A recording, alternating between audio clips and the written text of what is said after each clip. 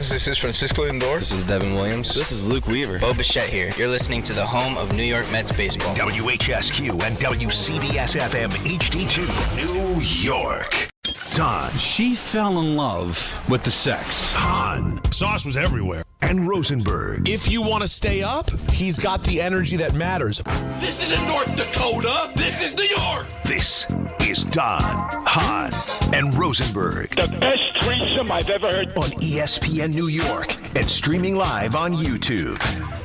It is 3:01 in New York City, New York, America. Don, Hahn, and Rosenberg. By hook or by crook, we are all here. We didn't know when, who, what, why, how, but we are here. I'm in the studio, and I believe Don and Alan insisted on sitting really close to one another today. Listen, at Madison Square Garden. This is epic. I got to pull I my get video. to see this live. Don just trying to get himself set up. We've been sitting for a half hour. Everything's fine. He was holding court during the meeting. Oh, yeah. Absolutely. You can't. Dropping bombs. He was dropping knowledge, dropping bars. Like, it was so entertaining. And then it's like showtime. Oh, let me fix my camera. No, listen, we can't use the air link until Michael's done. And then once the air link was up, I had some issues. But you can see me now, right? I'm looking. I'm looking pretty good, I think. You know what else you can see? Look. You can see me. There he is. We're together across the street from the Garden. So much fun. So I've got Rangers Devils for the first and only time this year. Alan just wanted to be here to help me set up because he doesn't have a Knicks game. Right. He's not working it tonight. The Knicks are playing. Yeah, but you're not working. They don't want me to work tonight. Wait, what is don't that get about? mad at me. I believe that I when I come up with a list, it's based on experience. And I knew what I was doing today during the meeting. No, we're gonna find a lot out. of people were guessing. I was knowing. Well, I got to tell you, I know we can't get into details. Don has never been more wrong about something. And if you've listened to the show before and you go, I know Don LaGreca, he doesn't back down off an argument. Today, Don had, in my estimation, 1, 2, 3. Alan, I didn't hear from you. You thought Don was wrong also, right? I disagreed. Okay. 4. On some things. Okay, 1, 2, 3. Carlin 4. John 5. Alan 6. Yeah. So it was a 6-on-1 argument, and then Google was used, agreeing with the 6. Yeah. Don still believes every single person is wrong. Yes. It is. Don, so there's no amount of information presented that will make you say, hey, maybe I'm the one who's using a scale that's different than everyone? Do I want to get into this? Because I'm telling you, I could convince the world. You can't. No, you can't. Because You all I'll say is this. Why can't we just say it? All I will say is this. Why can't we just say it? There are 3 goals in this particular assignment. All right? Mm-hmm. Well, and 4. we will number them as far as enjoyment is concerned. 3, 2, and 1. All right? But there's not 3, there's 4. Is that maybe we already have a problem? No, but there are 3 that have one thing in common. All right? They're 3 distinct different things, but they all have one thing in common. They all can't share the same level. Can't do it. I can't have it. And that's the flaw in their argument, is that they're going off of levels and they've got 3 completely different experiences on the same level. I can't stand for it. I think that I'm looking at Jake right now. I can't see Anthony. I don't know what Alan's face looks like. I truly don't know what you're talking about. I don't even understand what you're. Maybe it's 4 different things. Okay, without getting to specifics, we're talking about the base system. Okay, it's the base system that as teenagers you used to talk about things that happened. You know, when boys and girls got together. All right, Yes. and how far? Oh, they went to first base. They went to second base. That conversation. Right. Don's version of second base. Yes. Took all of us at the same time went, that's not second base, folks. No, but it's it is not second, and Don will not back off. And the reason I'm not going to back down, since you've given up this information, that Go ahead. you're telling me they're all home runs? What do you mean They can't all be home runs. I don't know. Alan, why does he say that? What does he mean? We're not saying that. First of all, among the 6 that agreed, right, of the gang of 6 that all agreed, I would just venture to guess that 2 of us are fairly well experienced to know that we could probably help set the rules, and yet I will say that Don is from an area that he grew up in a place where I'm like, you know what? I could see a different set of rules there. Sure. I could see it going a little But that's differently still there. on Don to say, I'm looking around at seeing how everyone else is saying it. Clearly, where I'm from is the outlier because 6 people and Google see it the but other you know way. I don't think Google's experienced either. I don't know. You know, if RedTube mentioned this, I'd say, you know what? I pay attention. Oh, Wait you a minute. believe that? Wait a minute. All Let's right. listen. Let's hear. Right. We're calling in an expert. So maybe Richard could call in, and his experience with Brazzers Right. Yeah. could perhaps also lend to this conversation. Listen, everybody's experience is different. You know, I'm sure if we're sitting here, you know, having a conversation with John Travolta in 1977, you know, his second base is like, you know, our grand slam. Right? I just So, thought that it's a different world. I thought, in my opinion, to me, and I don't know how you feel, Alan, to me, the only controversy that I've ever experienced in this conversation, and by the way, this came up on my morning show with Ebro and Laura last week. We talked about this. Stop it. Have me on because I think I can How about contribute. this? The timing. I know it's crazy. The only thing that we had any discrepancy on All right. was third. Some people have the more innocent version of third, and some people have the closest thing to home run version of third. And, Don't you think that's what a triple would be? And Don, though, but Don had one of those things at second. That's what Yes. threw off the entire yes, matrix. because And there's I'm a describing distinct- this brilliantly, in my because opinion. You couldn't do better than all I'm doing. trying to say, and until the door gets kicked in, I think we're good, is that there is a distinct difference between the innocent version and the close to home run version. They're worlds apart. Worlds apart. So they can't share the same base. They just can't. Well, no, I agree with that. They I shouldn't. need to get a light on Don's face. You guys talk. All right, you work on setting up So Don. really all we're doing at this point is just arguing with the baseball analogy. We got to come up with football because football's more popular now. We've got a 100-yard field. We've got more options.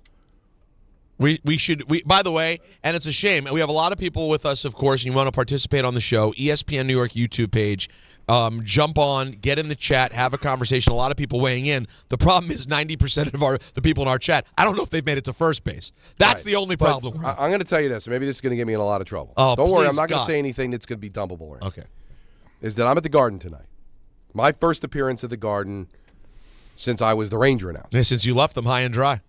And, I mean, that's one way of looking at it. And there's the logical, I just got a better gig. Then there's also I got the dream job right, offered yeah. to me, and I All right. Don't I let the am truth gonna- get in the way of a good story. I am going to be out and about between periods. All right? Okay. If you're going to the game tonight and you want details on this conversation, I will give them to you. By the way, between periods is a great way to often describe what's happening at third then, base. yeah, right. You got to be, you got to be careful. So, if you run into me at the Garden, You'll break it down. then you're like, what were you guys talking? I will give you an unfiltered, unfettered I'll give you what we talked about during the meeting. Now, Is that I cool? can explain how we got here, by the way. I think Yes. Aaron Glenn is where this all started from. Do we have the actual clip of which Aaron Glenn clip is it, Anthony, that brings this conversation to a head? Again, weird word choice by myself. No, all right, here's Aaron Glenn, Geno Smith, on Geno Smith fitting what we want to do. Something about a quarterback, and I'm going to say a quarterback with a chip on his shoulder. And listen, he's proven a lot in this league of what he's done, especially when you take those times when he was in Seattle. Listen, he fits exactly what we're trying to do. So obviously we've created an identity. The foundation of our offense is pretty good now. Like, I just feel like he's the guy that's going to lead us to the promised land. He's the guy that's going to touch the ball more than anybody else on offense. And listen, I know he had his struggles. And I think a lot of quarterbacks, they have their struggles. If you look at the last 5 years, the guy that's thrown the most interception. I mean, the top guys are up there. Oh, that hit different than when I read it. Well, because it was taken out of context. It was only he's the guy that's going to take us to the promised land. He's the guy that's going to help us score touchdowns. That's the way I took it. Right, but the promised land is the end. See, what I asked was, what exactly is the promised land for the Jets? It's the end zone. Because it was out of context quote. When you hear the whole bite, what he's basically saying is he's the guy that's going to help us get in the end zone. Yeah. Okay. I guess the promised land is actually scoring points as an offense. Well, that makes sense, right? Living in works the for now. me.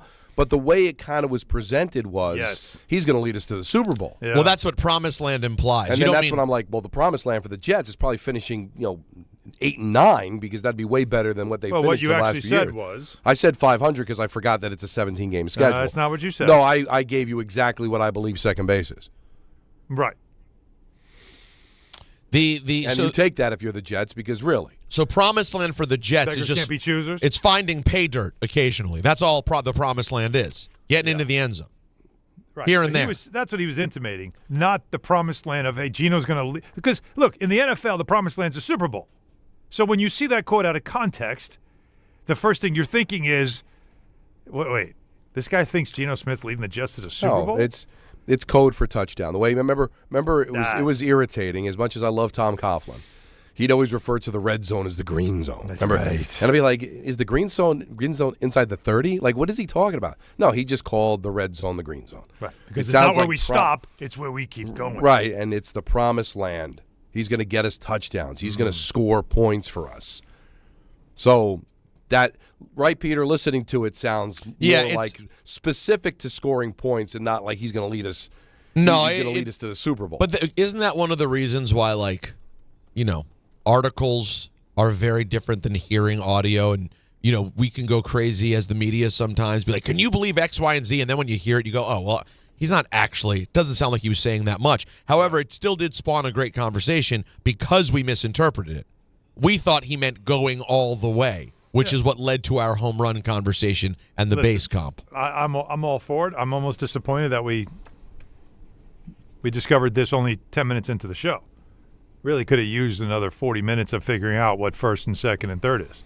It's just tough to talk. How long can we talk about it without saying what it is? You know what I mean? Challenge. I think everybody knows what we're talking about. I think don't you honestly, Peter, you deserve this. Should be some award. Yeah. Oh? Because people now know what we're talking about. I think and Peter so. did not get himself in any trouble. We weren't even here's the close. thing. Don, I didn't even flirt with the line. Like, we Well, let me didn't ask you even a get near It it. was really All right, brilliant. wait. Thank let me you. throw it, Thank let me you. throw it out to the group. If callers call in and suggest what they think first, second, and third is, But can that we we stop no, that? no. Is that on us? No, but Alan, we What do you can't. mean? They still have to stay within the No, guidelines. it's not on you. It's on me. Yeah, it's Anthony. And again, that will be the second time in a row because Don showed yesterday he has zero respect for Anthony as a human being and a producer. Yeah, The question is now: no, we need to go into would What did I do? would Alan also show that he has no respect for Anthony by getting him fired by suggesting callers call up and suggest sexual scenarios on the show? No, I didn't say as the that. as the only person who respects Anthony, I'm gonna shoot that down. But while we're on the, how did I disrespect you? I wasn't even in. I wasn't even in. I know. I found out through Peter. Yeah, he's the only one who didn't find out. Yeah. He's the only one who didn't get a call from you. Yeah. People were getting texts. People were getting phone No, calls. the only person, there were two people I let know. My boss, and it's his job to let it trickle down. It was a Saturday. I was on the road. And then John said something about Peter taking a different day, and I text Peter. I apologize because I wasn't sure. Did you make an adjustment to help me take Monday off? That is not how you worded it. I believe the text out of the blue was, did I screw you? And I the didn't know what you were only talking text about. I got was, why is Don texting me asking me if I screwed him? And I said, I don't know. What are you talking So about? I text Wait a Anthony. second, wait a Don, second. I don't know what you're talking We about. can't talk about first, second, and third, but you talk about Don and That's it's not literal, Al. If you knew I didn't, What? I'm sorry. I could have given a little bit more detail, but I figured you were just on the phone with John and No. you know what I was talking about. No context. But I figured it out. I text John saying, can I take the day on Monday? This was Saturday. I was in Carolina. It was last minute. And then he said, sure, shouldn't be a problem. Peter was going to take Monday off, but he's going to take another day. So that's when I immediately text Peter. It's like, did I screw you? Meaning, like, is he doing that for me or was he doing it anyway? All right. Listen, I could have given a little bit more detail. But no, the point is no one reached out to Anthony, though, and he was the one who needed to know, so I decided you just don't respect what he does. When did Anthony find out? When Peter texted me. Yeah. And that was and when was that? And then Saturday. I texted John on Sunday night going, Don off tomorrow? He said, oh, yeah. Yeah, but Well, I let my boss. I got. so that means maybe it's not that Don we have doesn't a whole respect you. chat with But- people in it. Maybe it's Yeah, maybe it's it John is doesn't true. respect you, Anthony. It is true. There is a group chat. Look, that this I'm well information aware. should be. I know that no one respects me. I'm well aware of all of this. It's a great point. Bob. I've accepted it. No, you I was are just slightly respected. hurt in the moment You've won a couple of Drop Madness because rounds. people hate me. Oh my God. No, that's not true. People speak highly of you here at MSG. Oh, my goodness. You got to beat Well, them Terry's off my with a guy. stick, the amount of people that are excited. They want to jump on our call before. Say hi to you. You left some Well, I legacy. apologize. I just thought that the wheels were in motion and that eventually you'd find out from my boss. I didn't realize I had to let everybody know. Yeah. I didn't let my mom know. Did I disrespect her too? I don't know. Ask her. See how she feels about it. Yeah. Now, there's a lot happening in the world. We talked about the New York Jets. We did not have you yesterday, Don, as we started getting into a subject that I'm sure you're thrilled about, which is the already brewing, depending how you want to look at it, simmering tensions between Juan Soto and Francisco Lindor, which may have taken another step last night. Well, it seems like it's a thing. Now, I have read many books about the 70 Oakland A's, the team that won 3 straight championships in 72, 73, and 74. And I read the Billy Martin book.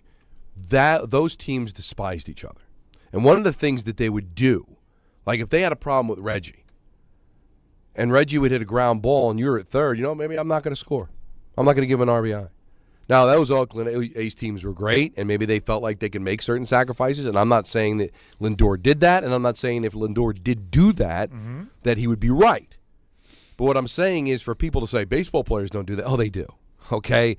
They're vindictive, and they've got their little ways of sticking it to one another.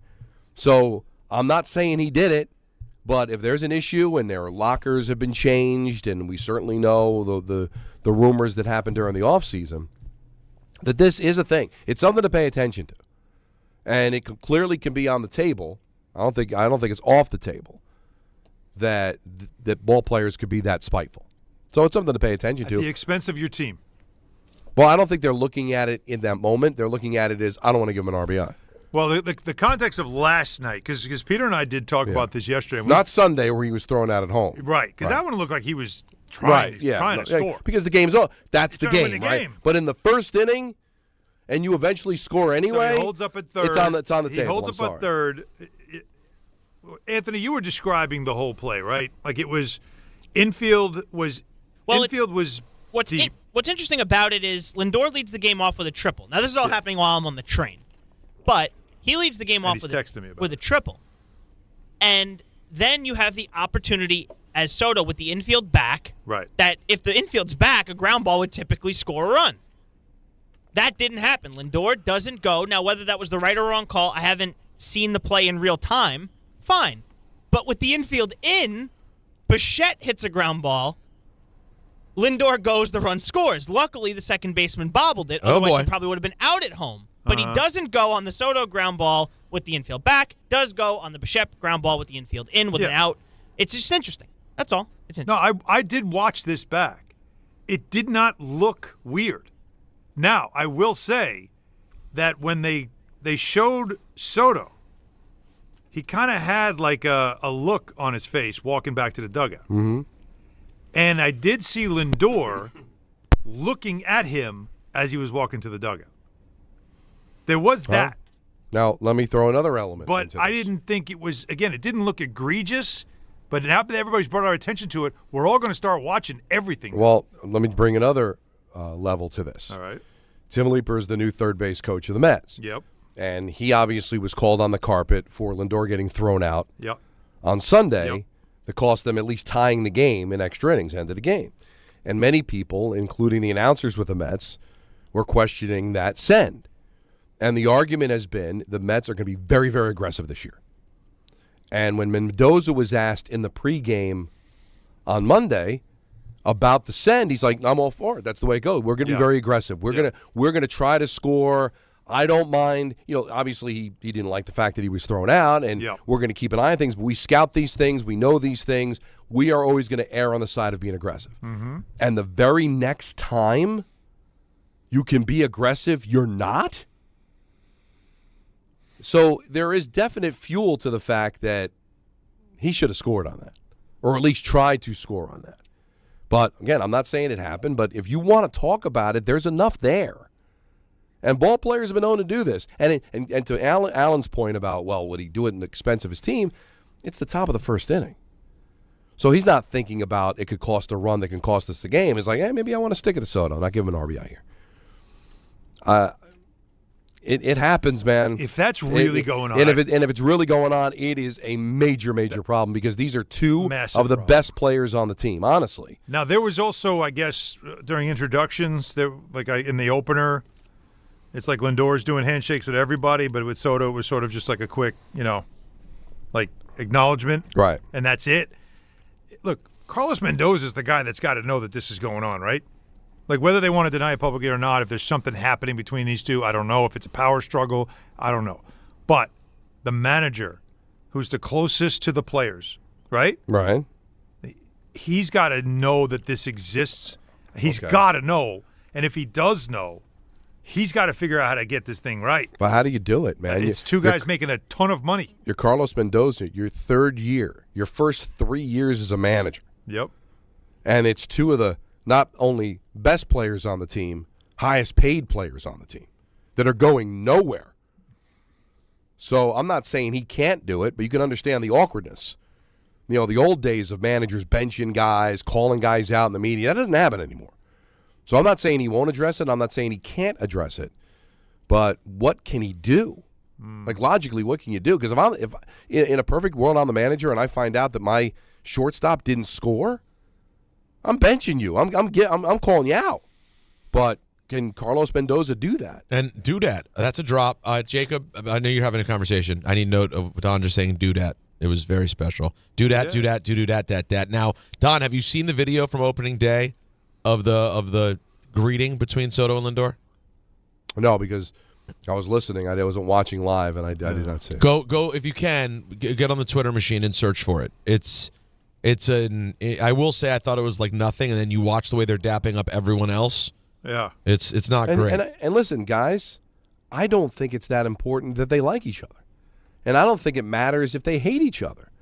But if guys aren't scoring runs to stick it to them, now it's a problem. Well, now it's affecting the team. Yes. That would be insane. But liking each other, Alan will tell you, was it the 77 or 78 or maybe both, the Bronx Zoo? No. None of those Yankees liked each other. They fought with each other and the other team. And the common denominator between them and the A's back in the early 70s was Reggie Jackson. I mean, there were people that just didn't like Reggie. But when you start getting in the way of run scoring, and I'm sorry, the Mets could be good this year. They're not the A's team that won 3 straight championships. They're not that good. Well, I will say this. It's enough that even Buster Olney has talked about it. Yeah. And the guys had him on this morning, so I would think, Peter, that it is definitely something we'd want to hear. Yes, I agree. Right? We shall. We'll hear that. We'll hear from Buster Olney, but right now we need to hear from Drop Madness, Yes, ladies and we do. gentlemen. Now, you want to talk about matchups, folks? This is – and, Don, we figured out – I mean, we don't know what happened, but Friday there was clearly a glitch because yesterday voting was at least back to normal. So Friday something strange was going on, but you need to get on our Twitter or X, whatever you want to call it, DHR on ESPN, because big dogs in action today. I'll play them over here. I have them. We'll start in the Flub region, the 1 seed. 25 a month. Don on Rosenberg with you until 7. So the 1 seed is Don coming back from commercial. It's up against the 4 seed, which is Don going to commercial. Ooh. On 880 ESPN New York and ESPN Iraq. We're so bad. Now, think hard before you vote. Yeah. Wow. Because both are quality and both deserve to move on. But it's such a great point. This could be very close. So that's what's going on in the Flub region. We go to the funny region, the 1 seed. Little yo-yo monkey boy, he wanted me to jump up and make the jokey so the people go laugh time. Up against the 4 seed. Get him away from the cake. Somebody get him away from the cake. This should be 100-0. Vape Ape crushing the cake. That's how you feel? The cake is good, but it's not. But yeah, it's not a special Don at the drop. Monkey Boy level. No, it's not. It's not a jokey make the people go laugh time. No, words like that, you don't get those every day. The 1 seed in the troubling region has an interesting matchup. I had diarrhea. Oh boy, that you dream about. See, Anthony's is why this is it's so good. so good. Up against a very spry, a very game, a very dangerous 12 seed. Pound it, Donnie. Pound it. That's right. Diarrhea versus Pound It. That's God. a hell of a matchup. 2 things you never want to combine. And then could be a long day for little Marco. Oh no. Yeah, that's right. Little Marco. I know. I'm gonna play you some interesting stuff about this, by the way. But this is obviously this is a great drop that we all feel strongly about in the Nether region.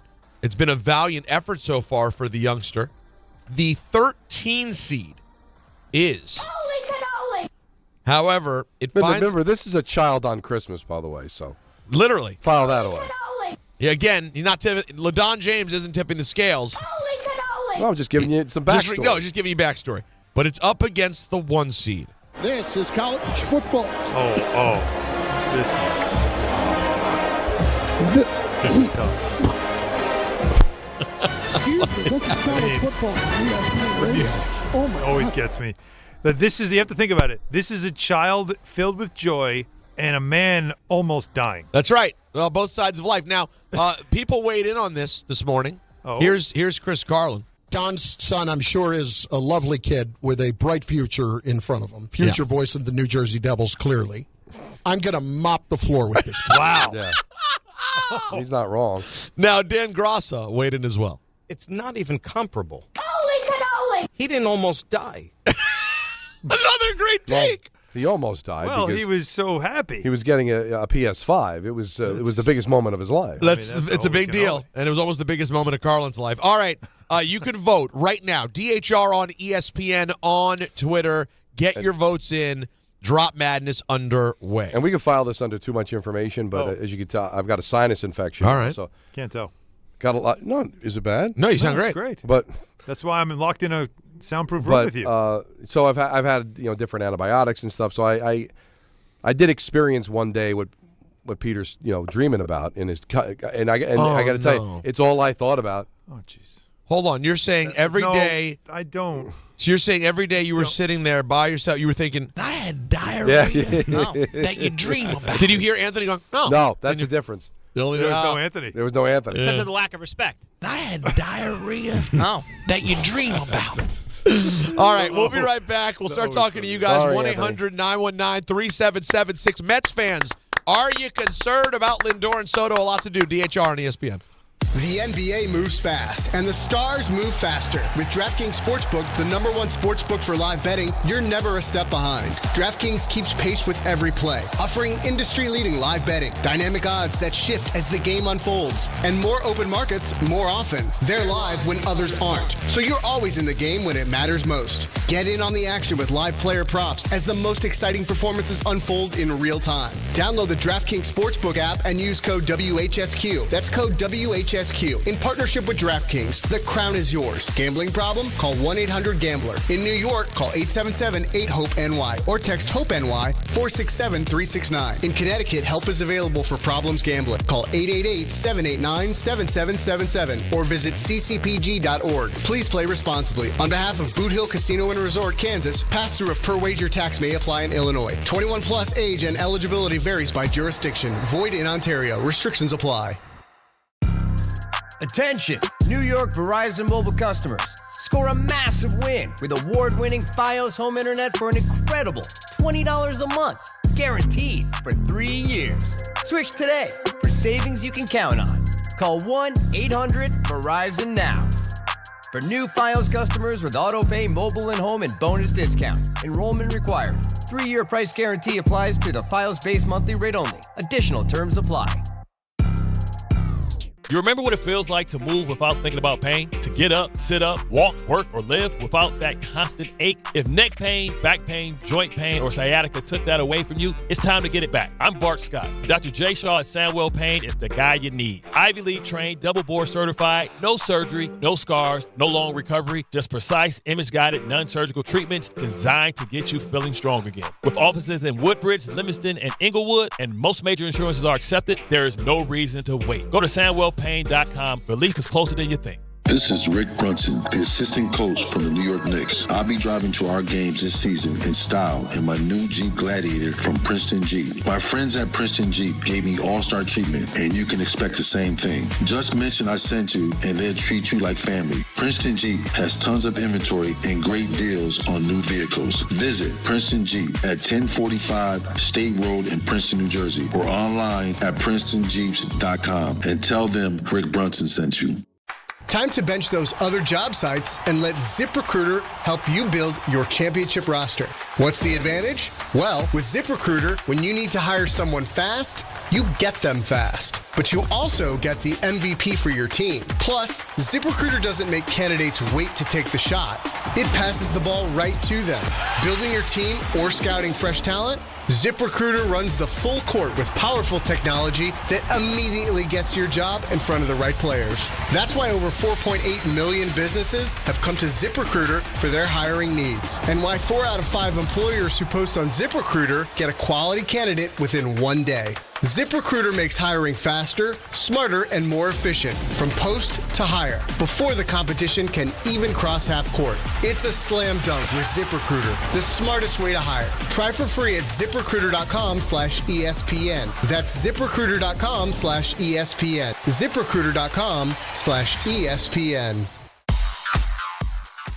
And now it's time for traffic. Here's Brandy Scott. Thanks a million, guys. Good afternoon. Just a bad ride on the Southern State westbound, trying to leave Nassau County and head into Queens. Right after Fletcher Avenue, a big crash blocking 2 lanes. Police on the scene. You're at a standstill there from Hempstead Avenue. Eastbound said, just bumper to bumper with everybody stopping to take a look.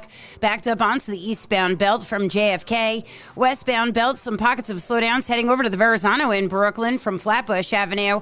Inbound George, still have some road work on the upper deck, about a 5 to 10 minute ride. Worst if it's the outbound set. Cross Bronx westbound already slammed from White Plains Road on through. Outbound Lincoln and Holland tunnels about 5 to 10 minutes each. This report is sponsored by the Positive Coaching Alliance. Questions about youth or high school sports? Well, the PCA can help. It's a national nonprofit developing better athletes and better people through youth and high school sports. More info at positivecoach.org. I'm Brandy Scott on 880 ESPN New York. Adam Schefter here. You know the feeling when a candidate just stands out? Not just the resume, but their energy. That makes a difference. If you're hiring, you want a candidate who's passionate, but you can't get that insight from a resume unless you post your job on ZipRecruiter. Their matching technology finds qualified candidates fast, and ZipRecruiter has a new feature that shows you the most interested qualified candidates first. Try it for free at ZipRecruiter.com/sports. That's ZipRecruiter.com/sports. I'm Boomer Esiason. My mom died from cancer. She was only 37 years old. She didn't have life insurance, and that was devastating for my family. That's why having life insurance is so important to me. Ethos makes it fast and easy. Get a quote in seconds, apply in minutes, and get same-day coverage. You can get up to $3 million in coverage with no medical exam. Get your free quote at ethos.com/play. That's ethos.com/play. Paid spokesperson. Time spent on application may vary. Online health questions required.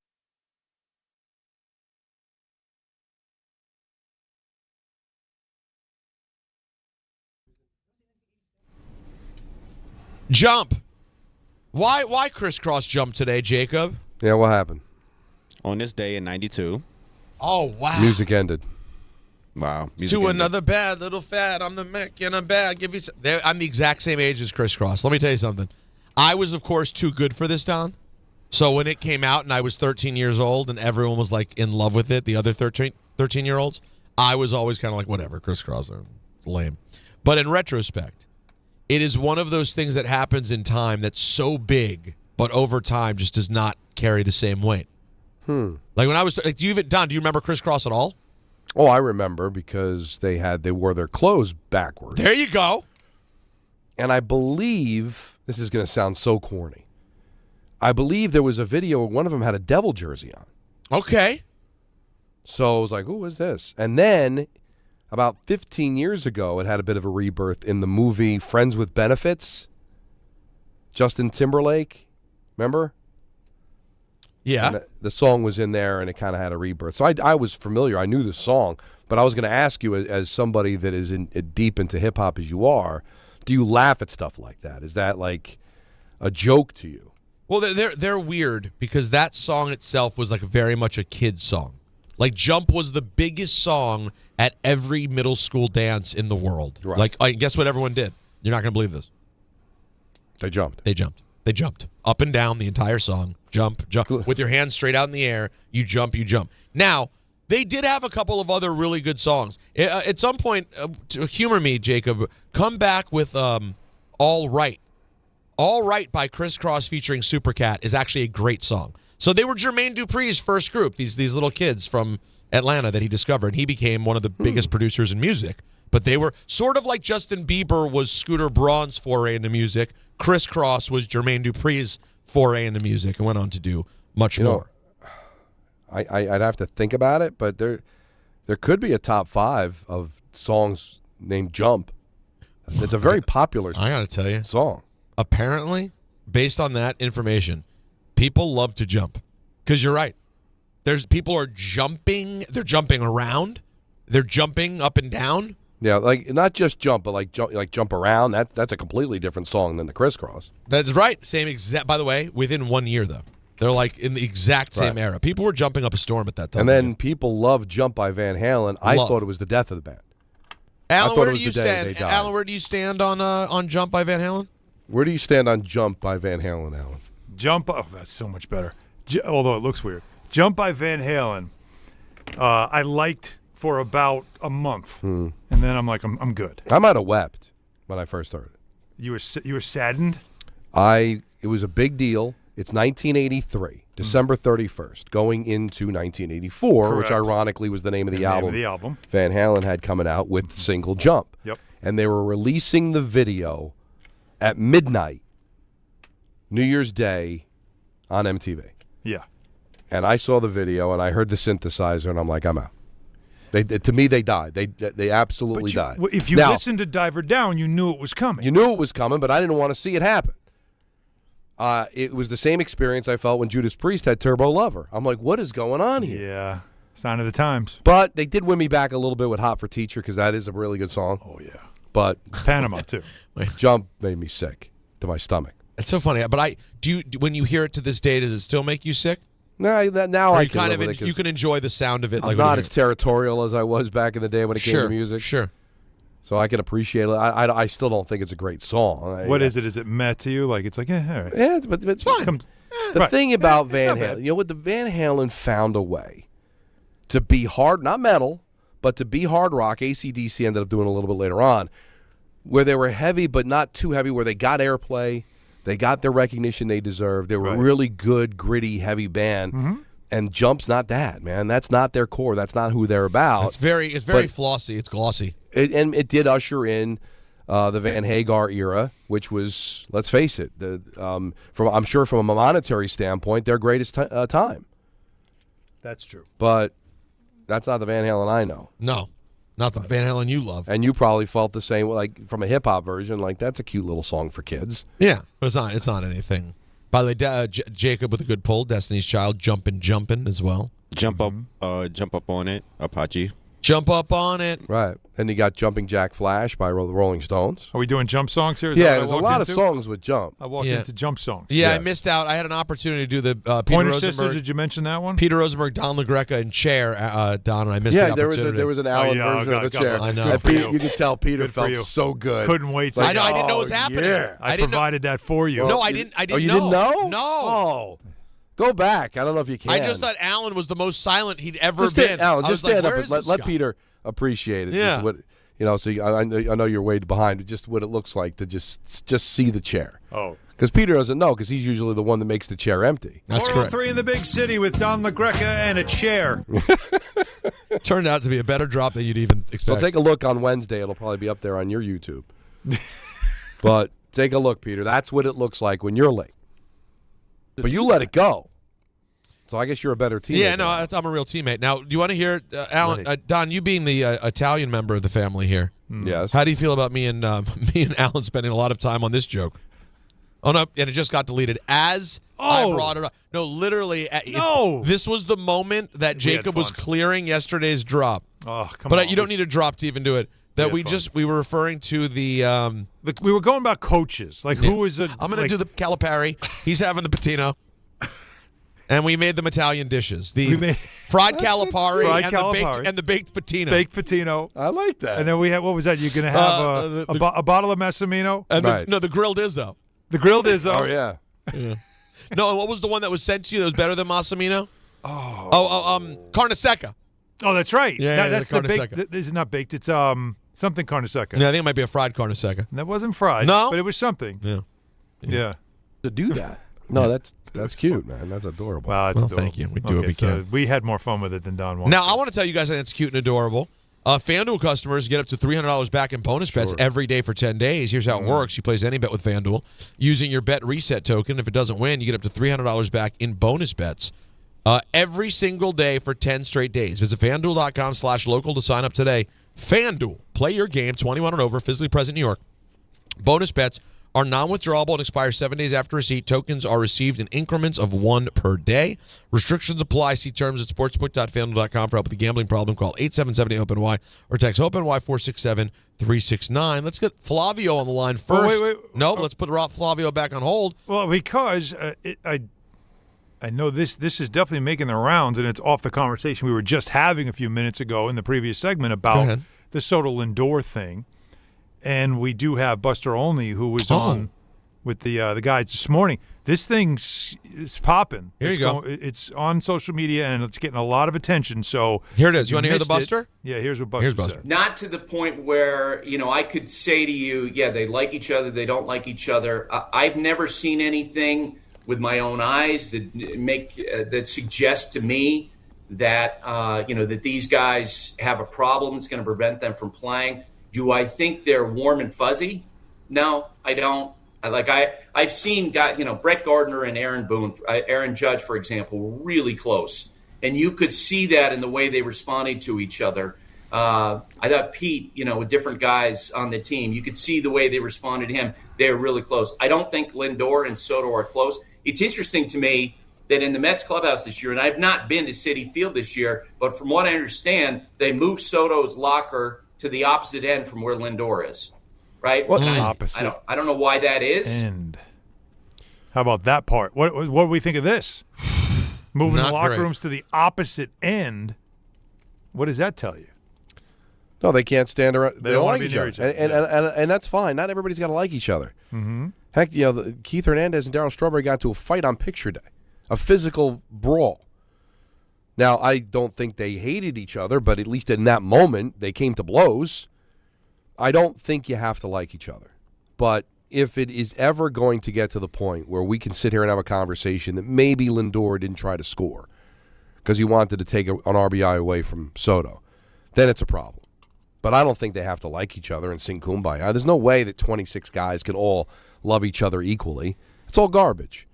When you win a championship, it's all we loved each other. Stop it. There's always somebody you don't like. There's always somebody you resent, somebody you think that you're better than, but yet they're making more money, or their wife's hotter, or you disrespected me in some interview. There's always that little back and forth. There is egos, right? These are mega stars. These are what? The top 750 people to play the sport on the entire planet. Mm-hmm. And they're all together. And there's no way that they're all just going to get along. But if there is a problem where it's affecting the outcome, where they have to be separated in the locker room, where you heard rumors during the offseason, there were conversations about it, that maybe there were moves made because there was a chemistry problem in that locker room. That's true. Now, the reason that Lindor and Soto are still here because they're not going anywhere. They're too good, and their contracts are locked in. But am I wrong, Peter? Am I a troublemaker to speculate that maybe the guys that were gone took a side in this whole thing, and that maybe that disrupted the chemistry? Because I know human nature is going to tell you if me and Alan aren't getting along with each other for some reason, I'd like to try to win Peter over in this little debate. And then maybe Alan's going to try to win over Anthony, and I'm going to try to win over you, right? You're just going to be like, I can't believe he said that. And next thing you know, you've got a room of Lindor guys and Soto guys. And now you've got a problem. So it's something to keep an eye on, for sure. I wish that people, and this is easier said than done, okay? Because I know I've been in ego situations before. But you wish you could say to someone like, hey, Soto, you're the better ball player. But Francisco Lindor, you are the leader of this team. And you're both vitally important. Can't everyone people can't step outside themselves and see that. Like Soto might be a little bit better a player than me, but I am the guy. This is my team. Like we can both exist. So, and by the way, Soto's not a true leader. He's not going to lead. And Francisco Lindor isn't going to wake up and be able to mash like Juan Soto. Like, I wish they could just see that and maybe not have to have their egos clash, but that's not how people in the moment are. That's not how human beings are. We're just guessing what the issues could be. But I would know that if I'm a leader on the team, and I think clearly anybody that watches knows that Lindor is a leader. Can you lead if you don't get along with the best player on the team? Well, that's also about how you lead. It could be a sign that Lindor maybe is flawed as a leader, because a leader should know how to try to handle everybody and maybe even understand, like, hey, this guy's ego is a certain way. He gets paid a certain amount of money. We brought him in here because we need him to get to the next level, and you have to handle it accordingly. Maybe he's not built for it. 1-800-919-3776. Let's continue this on the other side with the phone calls. A lot to get into today. What is it, a Talk About It Tuesday? Yes, it is. I'm completely lost. I'm in day 2 of a move. I've been moving nonstop, literally, all day. Maybe you need to talk about it. There's so much. Don, I don't know if we have enough time, but we're going to do all of it. ENN, we're off at 6:30 today. We got ENN at 6 o'clock. It's Don, Hahn, Rosenberg, ESPN New York. It feels like everyone's sick right now. You aren't imagining it. Doctors say this is the worst cold and flu season in 25 years, and it's not over. I was just traveling. It was like everyone around me was coughing, sneezing, and sick. I can't afford to get sick, and I doubt you can either. That's why I ordered a medical emergency kit. Having a medical emergency kit is like having urgent care and pharmacy right in your home. It includes essential prescriptions like generic Z-Pak to help you get well faster, plus important antibiotics to treat pneumonia, strep throat, sinus and ear infections, nausea, even UTIs, and many more common and serious illnesses. It's your kit the moment you need it. Just match your symptoms to the right prescription in your guidebook or call their telemedicine doctor standing by. It's genius. Every home needs at least one medical emergency kit. Order yours online in minutes and it's shipped to your door. I can save you $45 when you use my promo code 880 at urgentcarekit.com/880. Again, save $45 with my promo code 880 at urgentcarekit.com/880. If you've been injured on a construction site, then you need a lawyer who knows New York's unique labor laws. At the Parisman Firm, they have decades of experience handling construction accident cases and a proven track record of delivering huge results. Their team has already recovered nearly $1 billion for hardworking New Yorkers. From scaffold accidents to slip and falls and equipment failures, they've got your back. Call the Parisman Firm now at 718-WORKERS. That's right, 718-WORKERS, because your case is their cause. Get the justice you deserve today. Ox Spine at New York Presbyterian is always in pursuit of a better way to heal the spine. We're getting more people moving again with minimally invasive, non-surgical, and surgical treatments, with innovative solutions for every back and spine condition and your unique needs. Expert spine care is available now across New York City and Westchester. Find a doctor at nyp.org/oxspine. Stay amazing. New York Presbyterian. Hey, New York and New Jersey, commitment issues? No problem. Now you can get unlimited talk, text, and data for $25 a month forever, as in for life. Switch now at boostmobile.com. After 30 gigabytes, you may experience slower speeds. Pay $25 a month as long as you stay on the Boost Mobile Unlimited plan. Smalls here. Did you know there are many ways to do your taxes with H&R Block? You can go to a local office and get expert help in person, or you can choose virtual tax prep and get expert help without leaving home. Or you can even do them yourself online with live human help standing by. Whatever you choose, you can file with confidence, having H&R Block's 70-plus years of tax expertise in your corner. Switch today and file your way at hrblock.com. Pros, just because something on the job runs out doesn't mean you have to. Order it on the Lowe's app. My Lowe's Pro Rewards members get free same-day delivery on eligible orders over $25. Get the fasteners, hardware, or tools you need to keep the job moving. Order by 2 p.m. and get eligible in-stock items delivered right to your job site by 8 p.m. Members get more at Lowe's. Loyalty program subject to terms and conditions. Subject to availability. Restrictions and terms at lowes.com/shipping terms. Subject to change.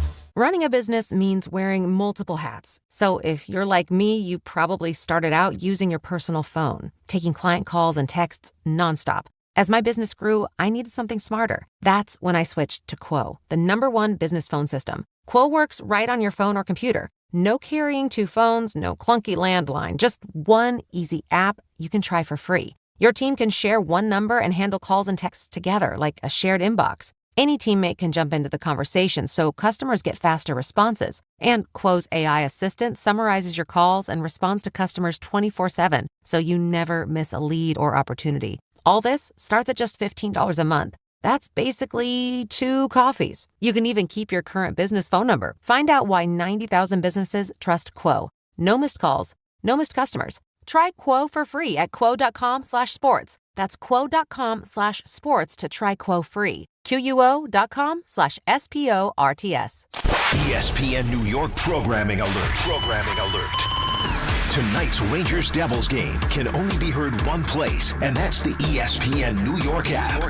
Don't miss any of the Blue Shirts action against their Cross River rivals. Fox gets it back. Zibanejad scores on a one-time hammer because Zibanejad with a bomb from the left circle. Download the ESPN New York app today so you're ready for tonight's 7 p.m. puck drop. It's New York Rangers hockey, and it's only on the ESPN New York app. Tonight on SNY, Kodai Senga makes his 2026 debut as the Mets continue their series against the Cardinals in St. Louis. Coverage begins with Mets pregame tonight at 7 p.m. on SNY and streaming live on the MLB app.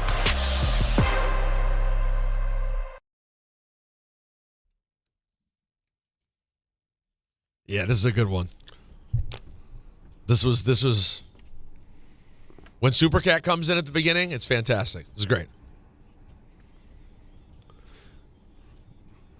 We should use all the jump songs coming in now from break. Tons of them. Yeah, if you've never spent any time with the Crisscross Supercat All Right vehicle, strong recommendation. There's a great remix, too, that I think it's like basically just Supercat. It's awesome. It's funny, at the beginning, I thought it was LL Cool J. Well, that's right, because he used the Booming kick a little something for the cars that be bumping.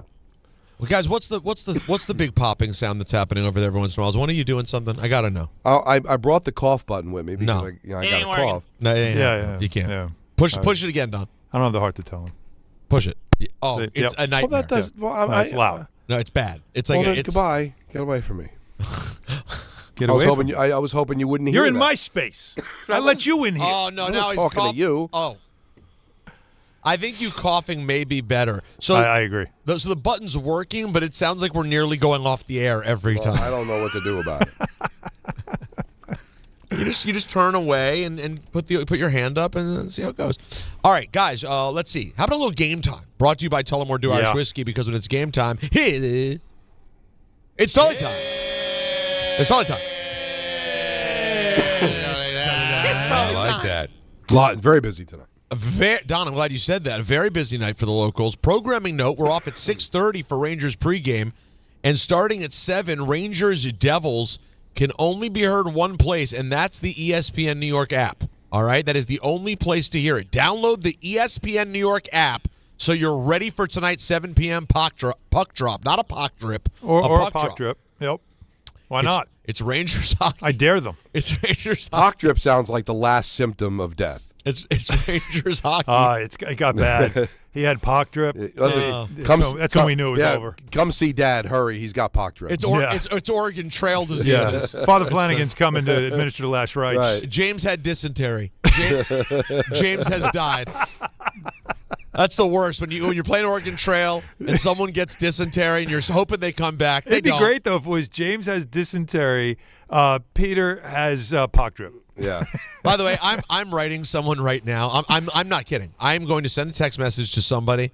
How has SNL never done a skit about the creative meeting at whatever company came up with Oregon Trail? How did they sit in a room and suggest this is the idea for the video game we're going to play? The kids are going to love this.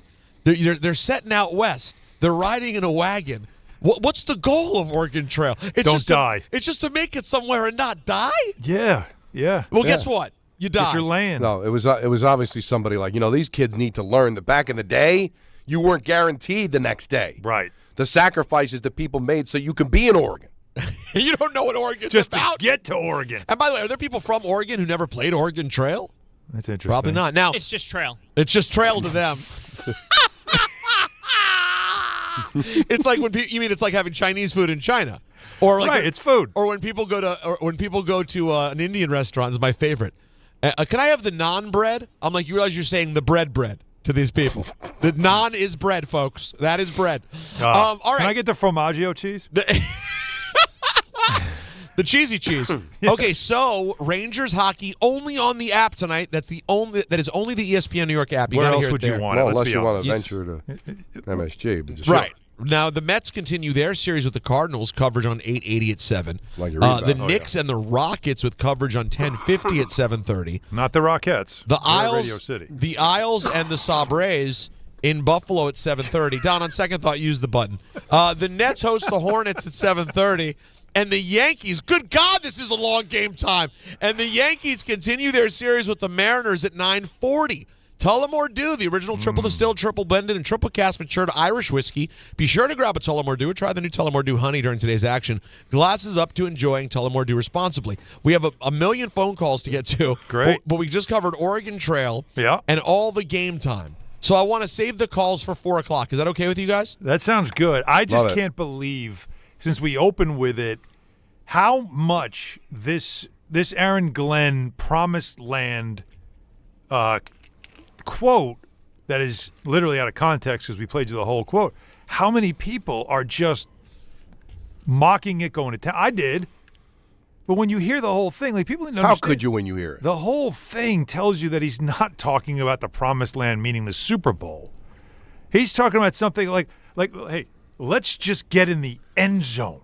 Wouldn't that be a concept? There's also something. It's unreal how many people really are taking and that's this why thing we're and running professional. with it. And that's why we're professionals. Well, I'm going to delete talked my tweet so I can stay Well, professional. You should, because It's we talked embarrassing about what I doing said. it. We talked all about doing this, and then to be honest, guys, we got to the air, we played the clip, and went, sorry, not a lot there. Let's move on to Soto and Lindor. No, you're not wrong. We all thought. Right. We all agreed that this is a nothing burger, but apparently it is filet mignon on everywhere else. But there's a message to this, too. I don't get it. That I think he's trying to convey that people are missing.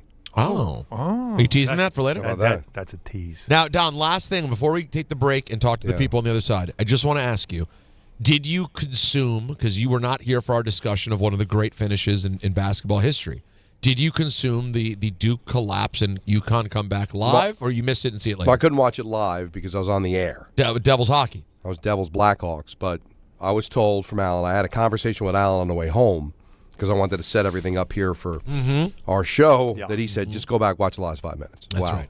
Wow. Wow is right. Unbelievable. We'll get more back into that in a bit. We also had such a great interview with Malachi Smith yesterday. If you missed it, is that on our YouTube vehicle? You can find it on YouTube. Malachi Smith of UConn. What a kid. Great conversation with him yesterday. But your calls next, all on Soto and Lindor. It's Don, Hahn, and Rosenberg on ESPN New York. This is Rick Brunson, the assistant coach from the New York Knicks. I'll be driving to our games this season in style in my new Jeep Gladiator from Princeton Jeep. My friends at Princeton Jeep gave me all-star treatment, and you can expect the same thing. Just mention I sent you, and they'll treat you like family. Princeton Jeep has tons of inventory and great deals on new vehicles. Visit Princeton Jeep at 1045 State Road in Princeton, New Jersey, or online at PrincetonJeeps.com and tell them Rick Brunson sent you. Hi, I'm John D'Agostino from D'Agostino & Associates, the injury firm. You know what's interesting about the words personal injury? The first word is person. And at D'Agostino & Associates, that word means everything. That's because I handpick every person in our firm, from the pleasant professional person who answers your call to the experienced person litigating your case in court. Because every person in my firm is an extension of me, and the only way to exceed our clients' expectations is to deliver the highest level of personal service every single time. And that starts with hiring the right people. You see, we know that every client is a person too. Someone going through the toughest time in their lives and deserves to be more than just a file number. At D'Agostino & Associates, we put the person back in personal injury. So call 1-800-BITE-BACK. That's 1-800-248-3222 and ask for me, John D'Agostino. And let's talk about your case, person to person. D'Agostino, law, bite back.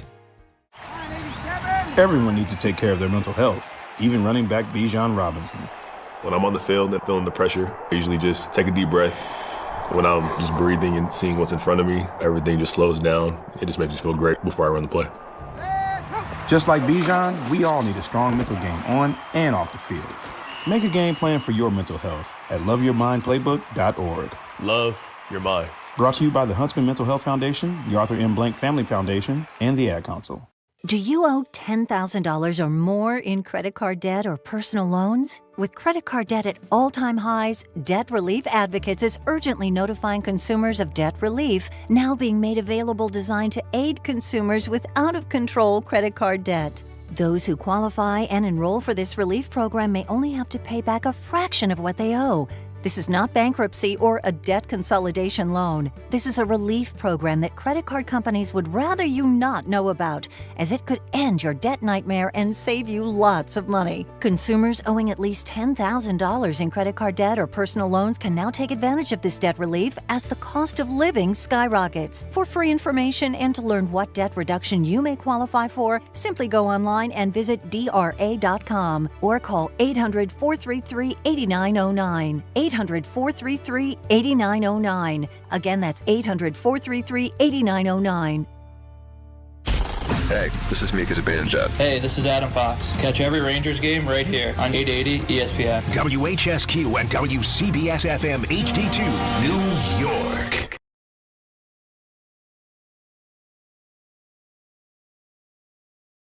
Welcome back. Peter, it sickened me. It was like a gut punch. I get it. Had a moment. This is such a Trans Am song. Oh, yeah, baby. I Rock, right? I Rock, yeah, this is... But, Peter, you got to understand, Van Halen, maybe the greatest guitar player in the history of the world. I'm familiar with his work. In Eddie Van Halen. Yeah, I'm aware. And then the first note you hear, I'm like, is that please on a tell keyboard? Me. Oh, no. Oh, God. Please tell me. I fixed the cough button. Look. Oh, you did? What'd you do? Anybody have a mask that I could... Oh, just go, all right? You knew. Alan, by the way, Alan. It's a short train ride. By the way, Alan, you could literally leave at the next break. I bet if you left at the next... Does this look awkward or... This will work, right? Alan, if you leave at the next commercial break, I'm not kidding, you'll make it here by we'll still be on the air. All right, put it up put a poll. Do people want me to leave here, subway downtown, and spend the rest of the show with Peter, or tough it out with my guy? Are sinus infections contagious? We're going to find out. Because all sinus infection, because I was sick. And after being sick with the flu, I ended up getting a sinus infection. So it's a byproduct it's very of unfortunate. being ill. Mm-hmm. Listen, and being old and just being disgusting. So just ask the people. What do they want? They want me to tough it out with Don, take it all the way, just Thelma and Louise. See, but the problem is then when Don will hit the cough button, and he's coughing and doing all the things, clearing his throat, but Alan, you're right there, so we still hear him. Yes. The mic's still on. I'm sorry. Now, Don, do you have any concerns about the call tonight? You think you'll be able to manage this? So people who watch on YouTube can see. Hitting the cough button mid-game? I'm here. Have you had to do that yet, Don? No, because I'm usually okay when I'm talking. Kind of clears it out. Oh, that's interesting. So it gets a little worse, actually, because you have time when you're not talking. It builds back up. So, yeah. But don't jinx it. All right, let's not. So I'm thinking Eddie's so good at guitar. He's making it sound like synthesizer. Like that was my hope. No. He's playing keyboards. I'm like, what a waste. But it's so funny because it's so true. It worked out for them so well. I mean, it's obviously. No, it was. I'm sure it was a conscious decision. Like, guys, you've taken this hard rock thing as far as you can. You want more exposure. You want more album sales. You want more. Start selling out stadiums instead of arenas. This is the direction you have to go into. Hey, we've all made financial decisions, but I believe they lost their heart when they went in that direction. Not just me. Bold statement, but I just look at it as two different bands. That's how Which I is see it. fine. I When don't see Sammy it as- came in, because it was. Yeah. David Lee Roth was too significant for it not to change. Right. But as you said, starting with Diver Down, it started to go in that direction anyway. And David almost took the sound with him when he went solo. Well, here's the real quick. I've mentioned this before. Go ahead. Van Halen, hard rock. Sammy Hagar, whether it was with Montrose or whether solo. Yeah. Hard rock. Yeah. Van Halen goes pop, and then when David Lee Roth went solo, of course he went pop because he was never on board with the hard rock anyway. Where did the hard rock go? It vanished. It only worked with David Lee Roth in Van Halen. Or they all just decided, listen, this isn't working. We got to do something else. Because David was huge, too, when he went solo. It was also where music was going at the time, of course. Very synthesized, very studio electronic. And they just kind of went that way rather than keep playing the same old. That was big in the late 70s, early 80s. But wasn't exactly big by the time we got to the mid 80s. All right, let's bring the people in on the Lindor-Soto of it all. Let's get who's been on hold the longest. We'll start with Chris in Bayshore. What's up, Chris? Yeah, hey guys, how we doing? What's up? What's up, Chris? Listen, I remember the rumblings about these two guys not getting along, whether it was like their home countries or whatever last year. But as far as the game and the play you guys are talking about, it might have something to do with the contact play, right? Nobody out, you don't send a guy. One out, you got to go. So, I don't think the infield was exactly in the same position for both outs, to be honest with you. I think we said that, right? Yeah, it was definitely in for the first out. Second out, they seemed to be a little bit more back. It just felt like he could have made it. But I just keep wondering, the last time we were in that situation was the game before in the ninth inning, sending Lindor, being aggressive. That was probably not the brightest send in the world. But maybe that's why, Leaper decided not to do it because of what happened. Maybe he was a little gun-shy. You're probably right. It just all I was bringing up is there is a history of players not liking each other doing that. So you're saying that it's not crazy. You're not saying it's happening. What No. you're trying to say is anybody that's dismissing this. Oh, he would never do that. Ball players don't do that. They do. There is a precedent of it happening. Now, he wouldn't do it in the ninth inning with the winning run. You would hope not. But he could do it in the first inning. Mm-hmm. Again, I'm not accusing him of doing it, but if you think it doesn't happen in baseball, it does, it has. I thought, though, Don, in the first one from 2 nights ago. On Sunday. On the Sunday night one, which was, who was in front of him? Alvarez? Mm. Yeah. I just thought it was a ball that hung up for a second, and Alvarez was slow going from second. Like, everyone was just a little bit slow. That's how I took it. And they were waiting to make sure it dropped. Because to me, it really seemed like Lindor was gunning it as best he could at the end. I mean, it would be one thing if they caught him standing up. That would have made it kind of obvious, right? But the fact that it looked like he was gunning it and he clearly made the big slide, I just didn't see it there. The one yesterday is a little sus. They are different. You're right. They're different. Each situation is different. To me, the handshake is more damning than both. Yeah, when you watch it and knowing the context of what we're talking about. You saw it? You went and watched it during the break? It's a thing. Like, if someone saw a video of me showing up at the station and I walk up and I give Anthony a big pound and then I see Alan, we dap each other and we hug, and then Don and I kind of acknowledge each other with a look and like a light fist bump, you'd be like, what's up with those guys? Yeah. That's essentially what it is. I mean, they were the first to meet each other. And their first reaction was a very cordial, and everybody else is getting hugs. I mean, Bo Bichette's been there for 3 minutes. He was getting hugs. Yeah. So it's hard not to notice it. There's definitely something there. I think that's fair. There's definitely something there. Yeah. Whether it bleeds onto the field is something that I wouldn't blame either guy as much as I would blame the manager. That's up to you, man. That's your job.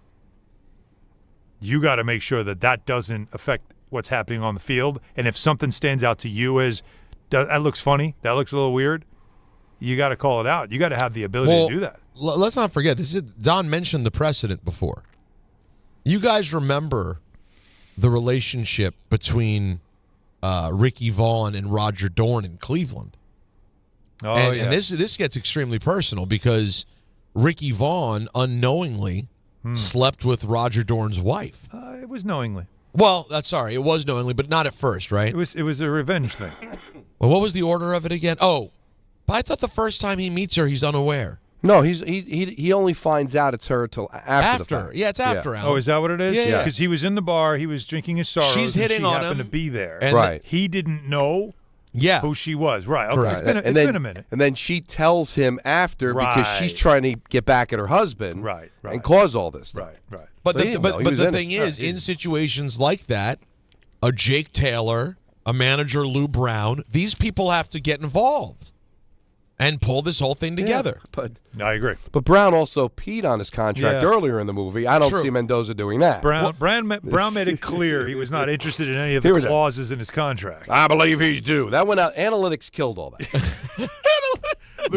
Lou couldn't manage today. No, you know, because I believe who really due. By the way, you know who was really killed by analytics, Don?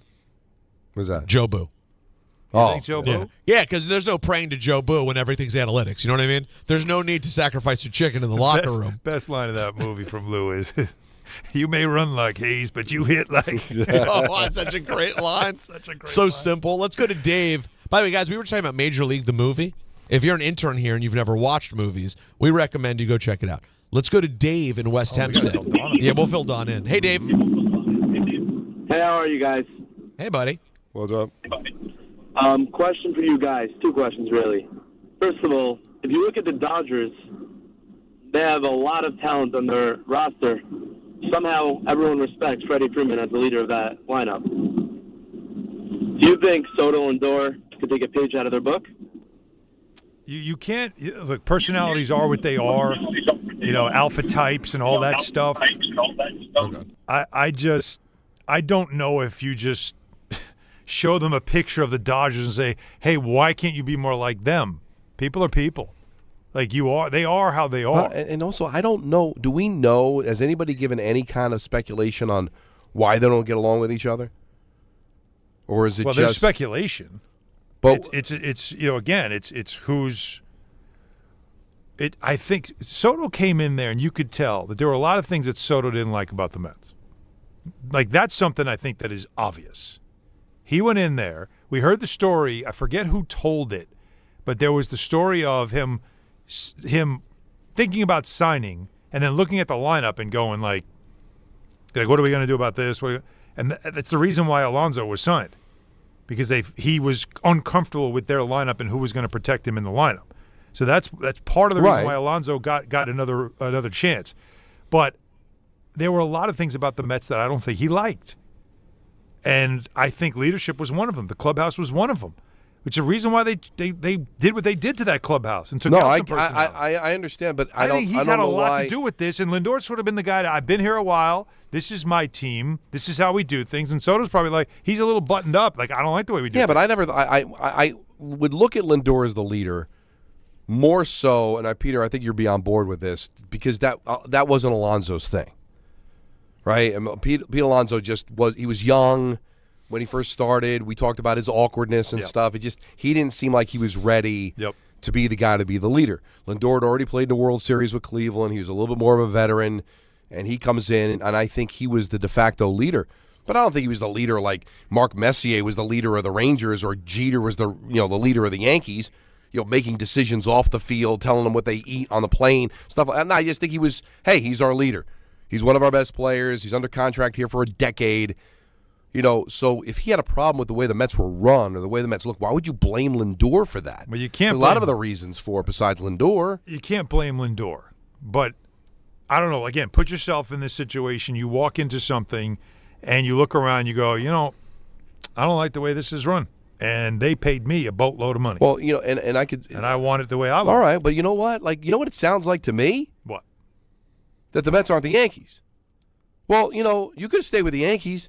Yeah, you might have had to take a little bit of a discount. Yeah, you'd have to pay for your own suite.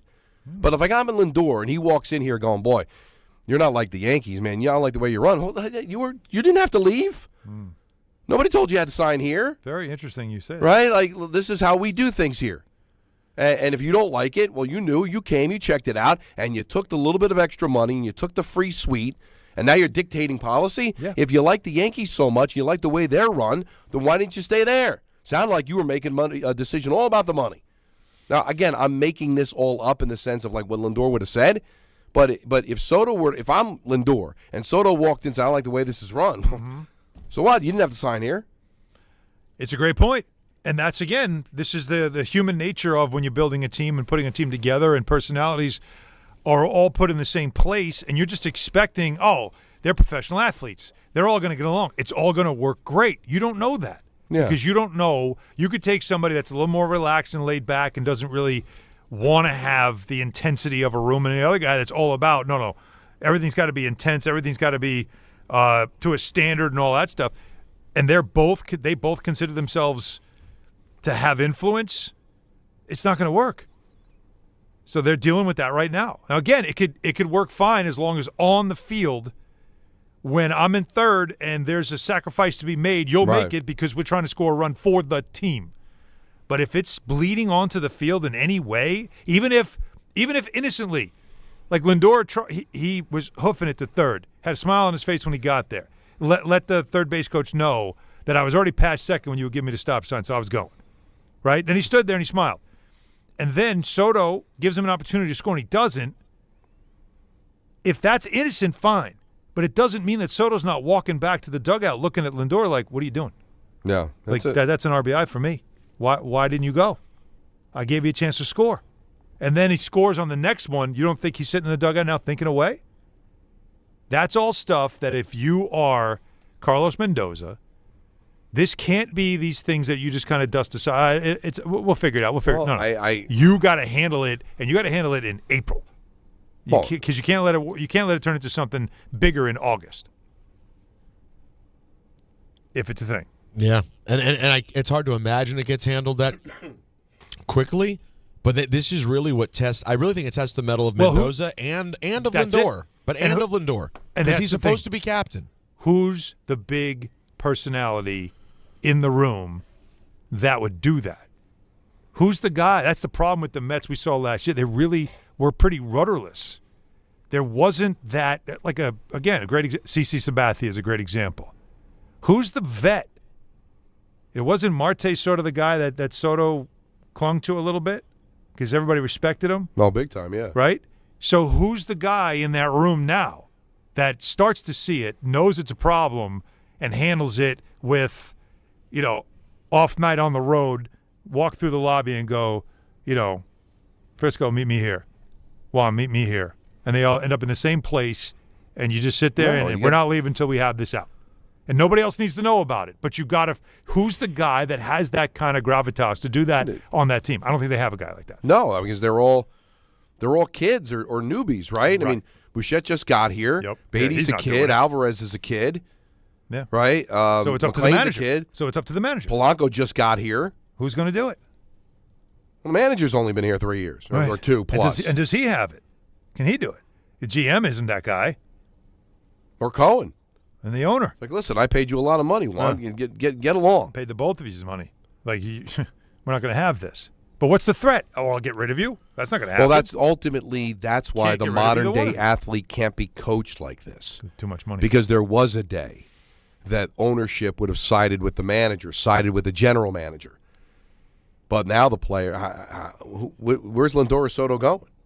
They're not going anywhere. Nowhere. They're multi-year contracts, making tons of money. They're both unbelievable players. And listen, no offense to Mendoza. I think he's a fabulous manager. He's replaceable. Yep. He can find somebody else to do his job. I can't find another Juan Soto. Mm-hmm. I can't find another Francisco Lindor. And the players know that. Mm-hmm. So even if you meet with them, talk to them, they can just roll their eyes and walk out of the room. Let's keep this convo going with the people. Mike in Jersey. What up, Mike? Hey guys, how's it going? So the first caller of the top of the hour, he made my first point, but I did want to go bring up what Buster Olney said because I do think Buster's kind of a clown.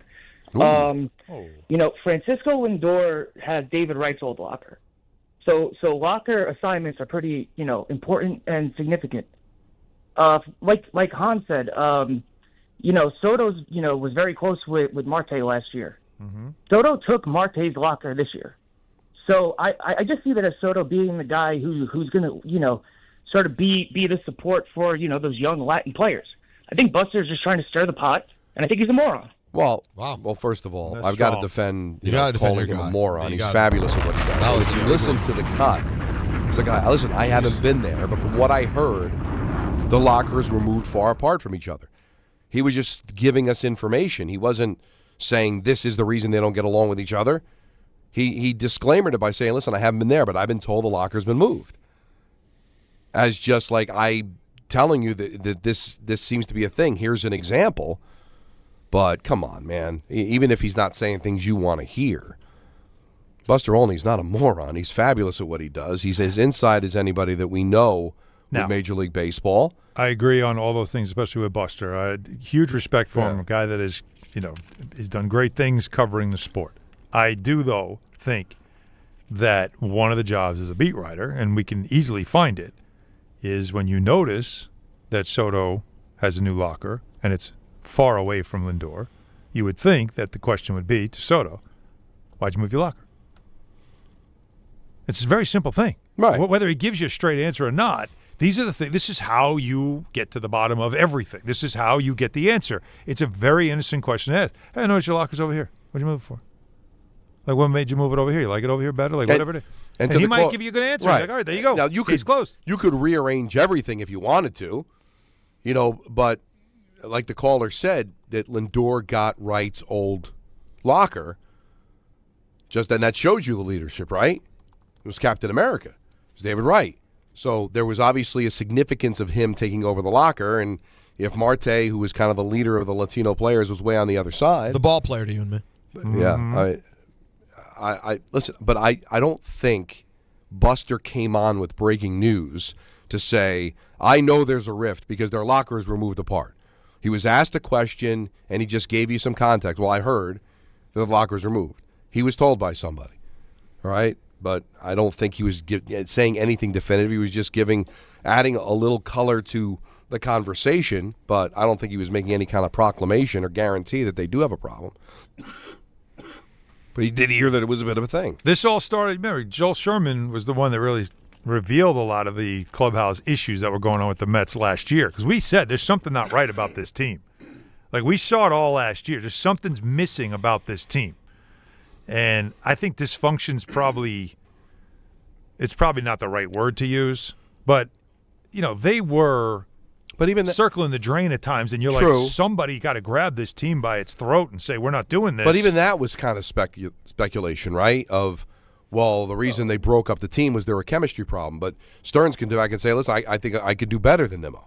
I think I can do better than Alonso. Right. I think I can do better than McNeil. We tried this core. It didn't work. Now let's bring in some new pieces. And then people who are on the whole bandwagon that there's bad chemistry say, see, look at the bad chemistry. They got rid of a bunch of players. Well, maybe they would have got rid of those players if they all loved each other because they weren't winning with Nimmo at center field and McNeil playing second base and Alonso playing first base. And we'll see if it works out. They're 3-1 so far from any kind of conclusion. But this is all speculation on how much they don't like each other. But there's a lot of evidence there, guys. That's what it is. It seems to be a thing. Yeah. Yeah, I don't like the amount of smoke.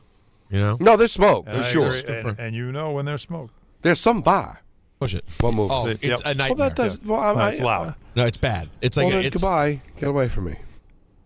Don't forget, though, Don, I've had my moments. Oh, Knicks and the Rockets with coverage on 10:50 at 7:30. The Isles and the Sabres in Buffalo at 7:30. Don, on second thought, use the button. Sorry. I thought the drop was me coughing. I didn't know it was more of you coughing. When I said get away from me, I was talking to the drop button, not Alan. I thought you were talking to me. To do that. But it should get away. You see it when I said get away from me, and I pushed the button. When you do that, it makes me stay even more. That's right. He wants to lean in. That's it. You should take line one first before the break, Anthony? Wow. All right, let's go to line one. Let's go to John in Queens. Dance, producer boy. Yo, monkey boy, make the people go laugh time. John in Queens. Hey, guys, what's going on? Big fan. What's up, bro? So, I hate this Allen take. This sounds so like, I'm Allen, I love you, but this is so backhanded Yankee fan thing. What? Making it bigger than it is. No, I see. Peter, I thought, Peter, just to be Peter, fair. I have something for you. You're I gonna thought. be with me. No, John. Hold on, Alan. John and I are talking. What's that, John? John? I was going to say that, if you look bird's eye from the two personalities, Lindor's fun-loving, he smiles, he hugs people. Yep. Soto, I love him, he's awesome, but he's kind of a curmudgeon, bird's eye view. Don't you think so, Peter? I do. I think Lindor is He was hugging everybody else when they came by. True, and Soto was hugging everybody. Soto was fun in the Bronx too. He didn't seem to have that. See, that I issue think the there. fair thing you could accuse me of is not the Yankee boy thing, but this is me loving tabloid stuff. No, he does. He does. This is I the appreciate stuff where your I start. honesty. This is reflective. I appreciate this. 15 years of it, where you just sit there and you're going, "What's today's story?" And you see something like that. That's the thread on the sweater that you pull, and it could go all season long. If you're the Post and Daily News writers are dreaming of this to last all year. This has got to become a thing soon, right? Because they're 3-1. So what? Lindor and Soto have problems. And you just keep going with it. And on the slow days when nothing's really happening, you go back. Well, by the way, what made you move your locker? You keep that in the holster just in case you have a slow day or a rain out. Maybe there's like a rain delay, so you got to have an early story. This is This is manna from heaven. So I'm more. You can accuse me of when I see something like this, it sort of catches my interest. Like the Yankees and Skeens story that came out over the weekend. Like that's another thing that I love because not only was it an interesting story from the Post that made you like lean forward and go, whoa, and it looked like a big scoop. You good? Sorry. It's okay. Everyone all right? It was the fact that a day later, was it Klappich, just dumped cold water on it. Absolutely not true. Did not. I love tabloid wars. Like, that's the stuff that I live for. And for some reason, baseball does it better than any sport, at least in New York. But probably because of the daily coverage and the amount of press both teams are getting. That's the stuff. So if you want to accuse me of anything, it really isn't. Honestly, it is not a Yankee boy thing. No, this is more me seeing like a huge back page story. This is very honest. And I heard Alan and Carlin in our pre-show meeting. They were both like just being very old school New York, sports media types of like, oh, this is it. This story's it's all over it. And I get it. So this is back page. Let's take the break real quick, Don. Hold this wonderful thought. Matter of fact, Don, you could talk about it next because it's Talk About It Tuesday. Perfect. 1-800-919-3776. Though we'll go back to you guys after Talk About It Tuesday. ENN 6 o'clock, 6:30. The show ends for Ranger pregame, and of course you can hear the Ranger game only on the ESPN New York app tonight. But the pregame right after us at 6:30. A whole lot to do right here on DHR and ESPN New York. Good Karma Brands is proud to be an equal opportunity employer, providing equal employment, development, and advancement opportunities to all teammates and applicants. To learn more about careers with us, please send an email to talentacquisition@goodkarmabrands.com. That's talentacquisition@goodkarmabrands.com. Big hits get even bigger with Dinger Tuesdays on FanDuel. Customers choose their own reward every Tuesday to use on MLB bets.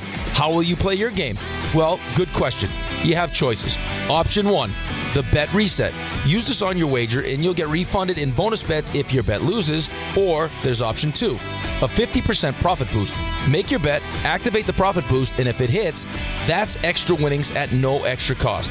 Make your choice and the reward will be ready to use on your next MLB bet. Just visit FanDuel.com/local to choose your reward for MLB bets every Dinger Tuesday. FanDuel, an official partner of the MLB. Must be 21 and older and physically present in New York. Opt-in required. Rewards are non-withdrawable. Restrictions do apply, including bonus and token expiration, leg requirements, and max wager amount. See terms at sportsbook.fanduel.com. For help with a gambling problem, call 1-877-8-HOPE-NY or text HOPE-NY at 467-369.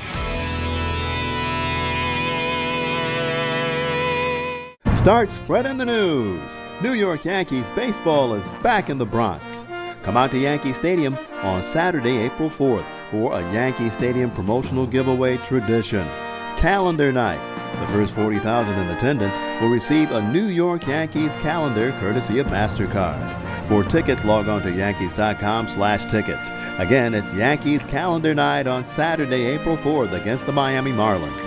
Visit Yankees.com/tickets today.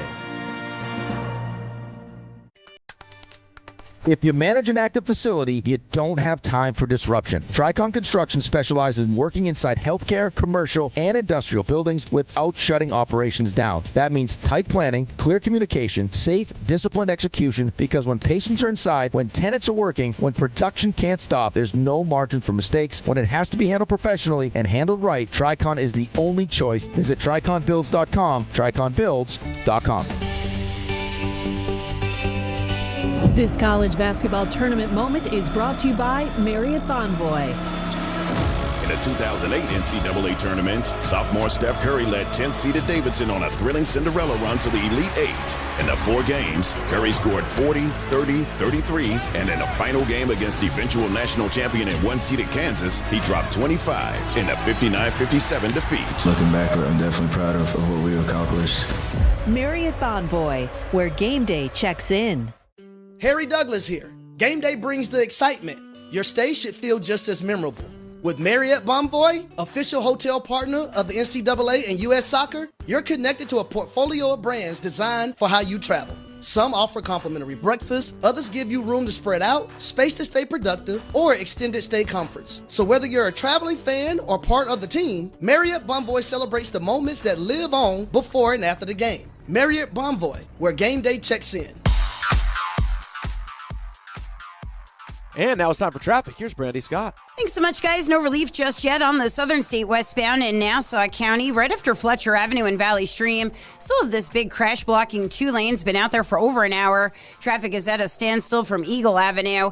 Hitting the brakes on the LIE westbound right before Junction Boulevard in Queens. A crash in the left lane. Some solid slowdowns there from before the Van Wyck. Worst ride to the outbound George Cross Bronx westbound, jam from White Plains Road on through. Adding to the delays, a broken down flatbed 18-wheeler in the right lane by the Sheridan. Inbound George looking pretty good for both the upper and lower decks. Outbound Lincoln Orenia 10 to 15, outbound Holland 5 to 10. This report is sponsored by Mothers Against Drunk Driving. For victims of drunk and drug driving, your grief is unique, but you're not alone. You always have a place at MAD. Visit MAD.org. I'm Brandy Scott on 880 ESPN New York. Running a business means wearing multiple hats. So if you're like me, you probably started out using your personal phone, taking client calls and texts nonstop. As my business grew, I needed something smarter. That's when I switched to Quo, the #1 business phone system. Quo works right on your phone or computer. No carrying 2 phones, no clunky landline, just one easy app you can try for free. Your team can share one number and handle calls and texts together like a shared inbox. Any teammate can jump into the conversation so customers get faster responses. And Quo's AI assistant summarizes your calls and responds to customers 24/7, so you never miss a lead or opportunity. All this starts at just $15 a month. That's basically 2 coffees. You can even keep your current business phone number. Find out why 90,000 businesses trust Quo. No missed calls, no missed customers. Try Quo for free at quo.com/sports. That's quo.com/sports to try Quo free. QUO.com/SPORTS. Sometimes you just can't take it anymore. You're done. I'm done. This is Let's Talk About It Tuesday. And it's a really this idiot with Don, Hahn, and Rosenberg. Talk about it Tuesday.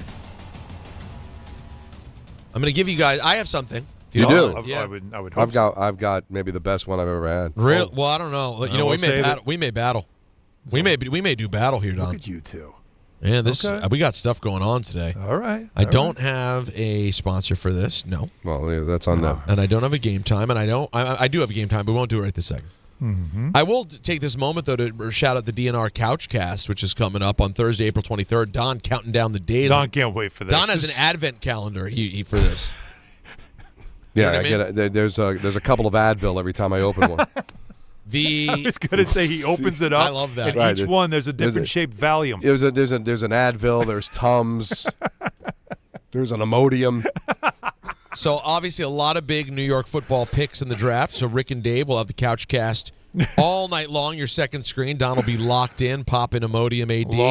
Lock it in. Getting all the real-time reactions and takes. It's all going down. April 23rd at 8 p.m. presented by Calandra's Bakery. You do not want to miss that. Binge. What'd you say? I told you he would have hated the Binge. What do you mean? Oh, yesterday? Oh, yeah, yesterday we were doing a lot of draft speculation. Don would have poo-pooed it all. What do you mean? I saw the text thread. I was disgusted. That Binge was fantastic. Yeah, today we're breaking down rounds 4 through 7. Why are we still doing this? Why does no one respect me on this show? I said I didn't want to do the draft. Right. We were predicting what you would have said. Draft. But if I could just simply like cartoon porn. But if you're let's all right. Never mind. We're gonna do this later, though, Peter. All right, you want to bring it back? We have to bookmark this. Clown show. Bookmark this because you're gonna see. I'm gonna get him to submit. Isn't it submit weird? To what? Oh, you're gonna tap out when I tell you what we talked about. They're doing a rookie throwback game on the NFL Network right now. Okay. It's a Roethlisberger rookie season game. CBS. What year's Roethlisberger's rookie year? Like 05? That would be 04. 04? Was he in the Eli draft? Yeah. Right? It's crazy. Yeah. It's crazy how games now got like from 04. What football? You're looks talking like about now? early. You're talking about the early days of HD. So it's still in HD, but they were like figuring out the tech. Bonnie Bernstein's on the sideline. Hello, Just friends. saw her the other day. Oh, the Bonnie situation. The Bonnie situation. I saw Bonnie last week. How's she doing? Great terp, Bonnie Bernstein. Yeah, doing great. She was at Get Up, working on. She was doing a I don't know if it's a documentary or something, but following around an athlete. So it was Very great. interesting. Yeah. All right. Well, here's my talk about it. I want your guys' feedback. I wasn't going to do this, but I think you guys will be intrigued by this, by a real life thing that happened. Okay. I'm not going to, as tempted as I am, I'm not going to air the person out personally. Oh. No, I don't want to, any problems. But I do want to share this with you guys and tell me who's that. Maybe you'll say I'm that guy. I don't think so, and I may die fighting if you do. Okay, I'm ready. So, as you guys know, my living situation was not ideal. We were not happy with the situation. We were not happy in the place that we lived. We were not happy with the realty company that showed us the apartment and didn't tell us certain things about the apartment when we were moving in. And then we, found a way out of it, fortunately, right? And everybody agreed to it. We got out of it. And the same realty company that found us the place found new people who think they're moving into a good place. And they're now moving in. And as of tonight, I will be sleeping back in my old haunts, okay? Okay. So we reached out to the broker who showed our place to try to get her to find out whether the new tenants wanted the same stuff that we bought when we got into the place 4 months ago, which is the window units. This is all very New York-y stuff. But there were window units that are already in the windows. There's window dressings that are already on the windows. That makes sense, guys? Yes. So it's a beautiful window treatment. I don't know if it's a beautiful window treatment, but they fit the ones and they're already there. So it's a rental. You guys want the stuff that's already there because we're leaving. So when we reach out to the broker does not respond after 3 days. So now we get to Friday, and we're leaving Tuesday. So I reached out to the guy who runs the realty company, the boss of the broker. Mm-hmm. And I said, hey, dude, so-and-so will not respond to us. We want to find out if the next tenants want the AC units we have, curtains, bar stools, etc. Can you please help us here? He wrote, hey, I'll find out. I wrote, thanks, dude. Sooner the better if possible. He wrote back, how long did he wait? About 3 minutes later, he wrote back, that comment didn't land with me the way you probably intended, so I'll let it go. I will find out. First of all, I just want to be clear. If you say that it didn't land the way you wanted to, but you, quote, I'll let it go, you're not letting it go. No. That's not how letting it go works, moron. But wait a minute. Yeah, but what did you say? What did So you let's say keep that going. set Hold him on. off? Let's keep going. Okay. I wrote, let what slide? I said, thanks, dude. The sooner the better if possible. We're moving on Tuesday, and so-and-so has been non-responsive. This has not been a good time for us. I'm asking for some help here. Thanks again. He wrote back, good luck then. At which point I pick up the phone and call. Of course. Because now... No, you're getting lost in translation. We got to have a chat. Let's chat this out. Uh-huh. He sends me to voicemail. Ooh. He immediately texts, your aggressive do this now tone on a Friday night when this is the first I'm hearing of this is not appreciated. I don't work for you, my friend, and have been nothing but kind and respectful and helpful without any thanks. I will reach out and let you know what they say. Good night. You literally said thanks. I literally said thanks. And Right. please, and if possible. What are you, why don't you just tell me that you're not happy with how you're endowed? Why are you saying that I'm treating you like I'm your... That escalated. No, but seriously, with that, me saying the sooner the better if possible, in your head you heard, hey, punk, you work for me. I said tell me right now. Guys, so let me ask you, am I being that guy or is this guy a lunatic? No, he's a lunatic. No, he's unhinged. Because even if for some Wants way a fight. he's in a bad mood or whatever and just took it the wrong way. Yeah. As somebody in business, you're going to always lean towards I'm probably taking it the wrong way. I'm probably reading it wrong. Of course. Err on the side of you're the nice guy because the customer's supposed to be always right. Although he told me he doesn't work for me.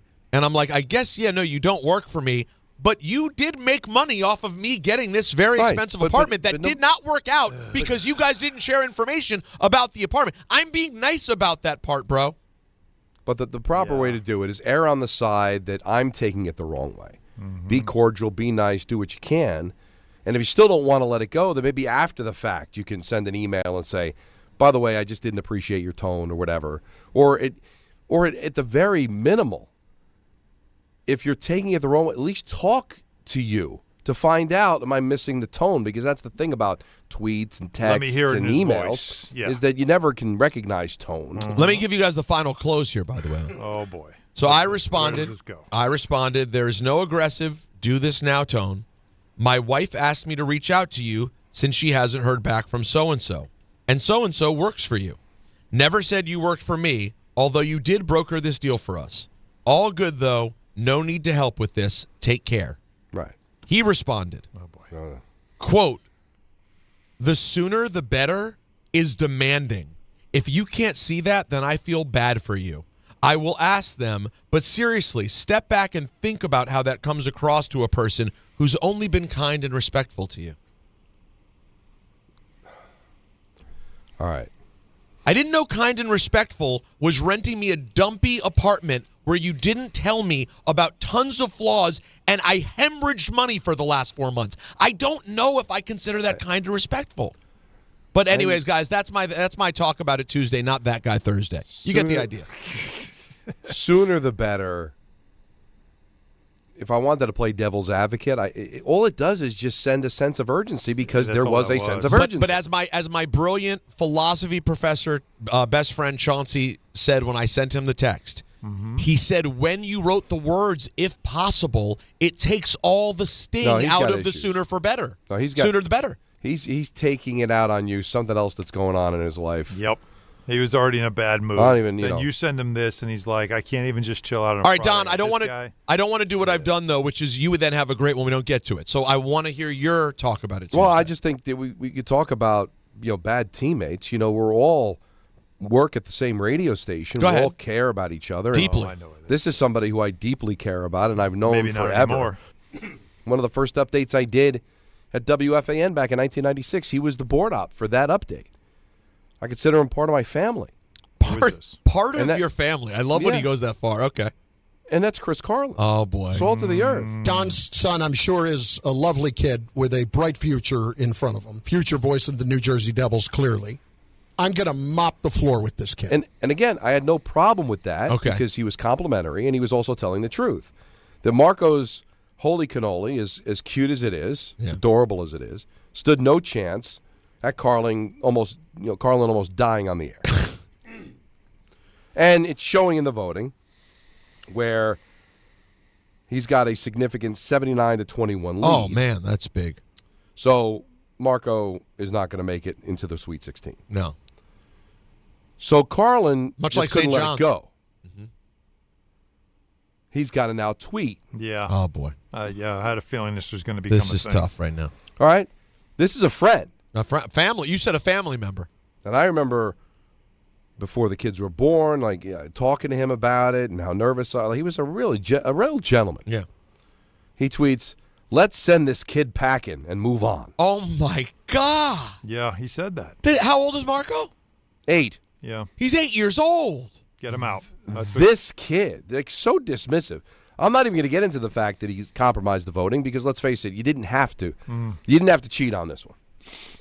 But my God, what kind of a loser are you that you got to take this win? You've got to take this victory. No. To call my son this kid, stomp on his grave. My son works. Oh. Listen, it's a nice little drop. I get it, but Carlin's is epic. Might win the whole thing.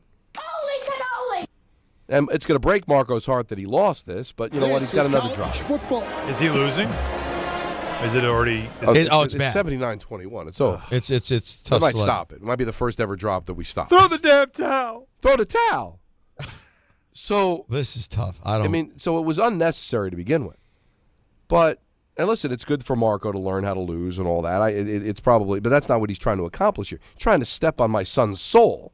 It's to win Drop Madness? Drop what Madness. Kind of loser? Yeah, why? That's tough language you're using. But that is a weird, it's a weird hill to die on for Chris.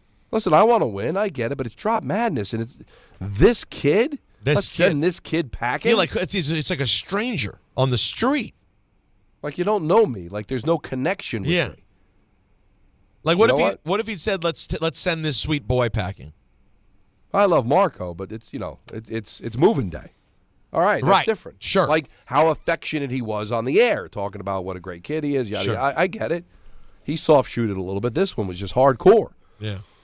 And again, I just circle back. I need another word to use. I said loser. Like if this is something that you want to hang on the rim for, then that's sad.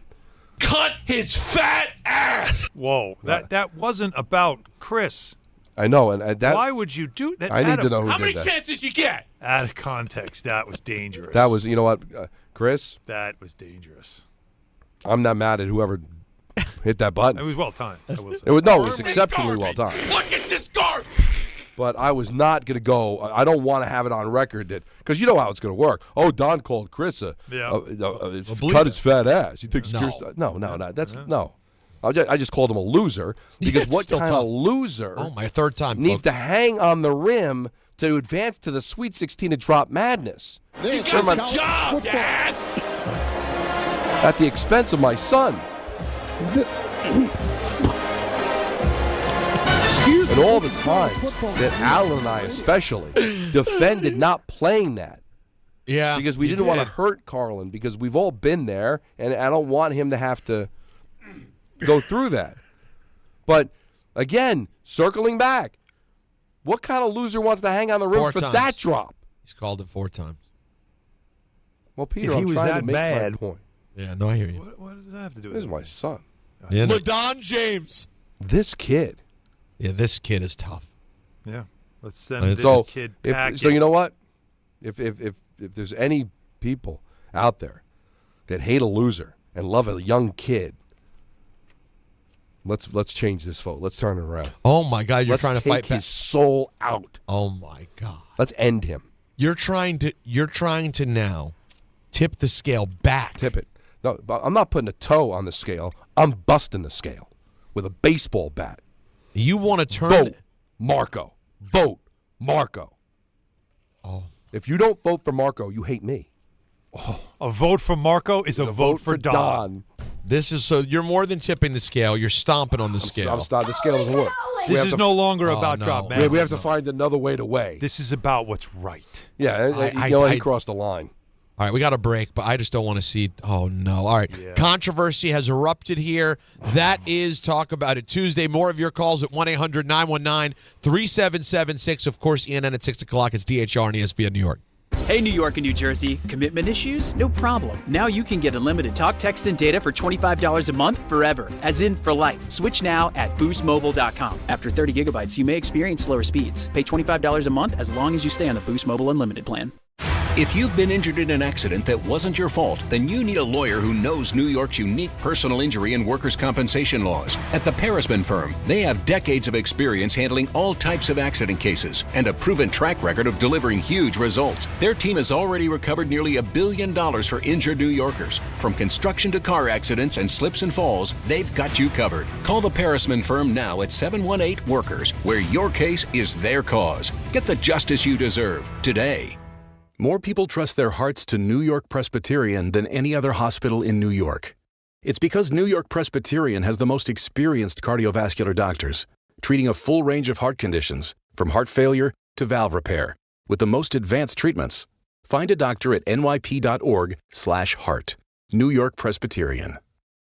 New York Presbyterian Hospital, based on U.S. News & World Report 2025 to 2026 cardiology, heart, and vascular surgery rankings. With Progressive Customer Service, there are lots of ways to connect with us, so you never have to miss a second of your favorite sport. Because you'd much rather watch a ball go through a net 124 times in 48 minutes when you don't really have to pay attention until the last 2, and then somehow those 2 minutes will take an hour. You don't want to miss all that. Luckily, you can chat with Progressive on our app, online, or over the phone without missing a single one of those times the ball goes through the metal circle. Progressive Casualty Insurance Company, affiliates, and other insurers not available in all states or situations.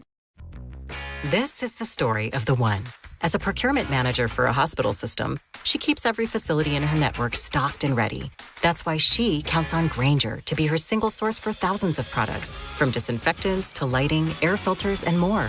And with fast, dependable delivery, Grainger helps her keep every facility stocked, safe, and running smoothly. Call 1-800-GRAINGER, click Grainger.com, or just stop by. Grainger, for the ones who get it done. ESPN New York programming alert.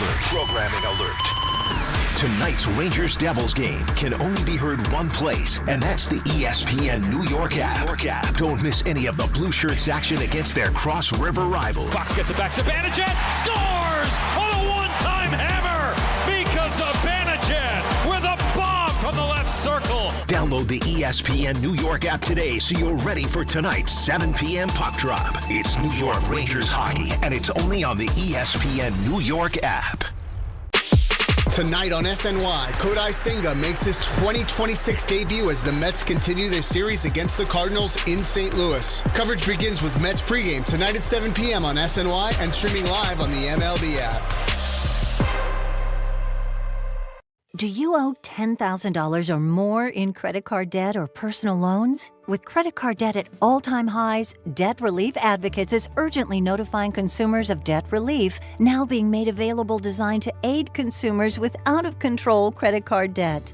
Those who qualify and enroll for this relief program may only have to pay back a fraction of what they owe. This is not bankruptcy or a debt consolidation loan. This is a relief program that credit card companies would rather you not know about, as it could end your debt nightmare and save you lots of money. Consumers owing at least $10,000 in credit card debt or personal loans can now take advantage of this debt relief as the cost of living skyrockets. For free information and to learn what debt reduction you may qualify for, simply go online and visit DRA.com or call 800-433-8909. 800-433-8909. Again, that's 800-433-8909.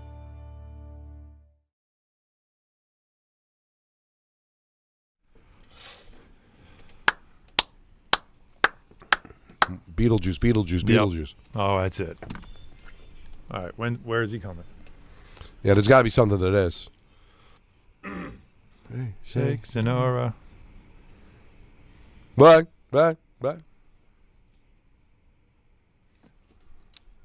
What's going on here, Jacob?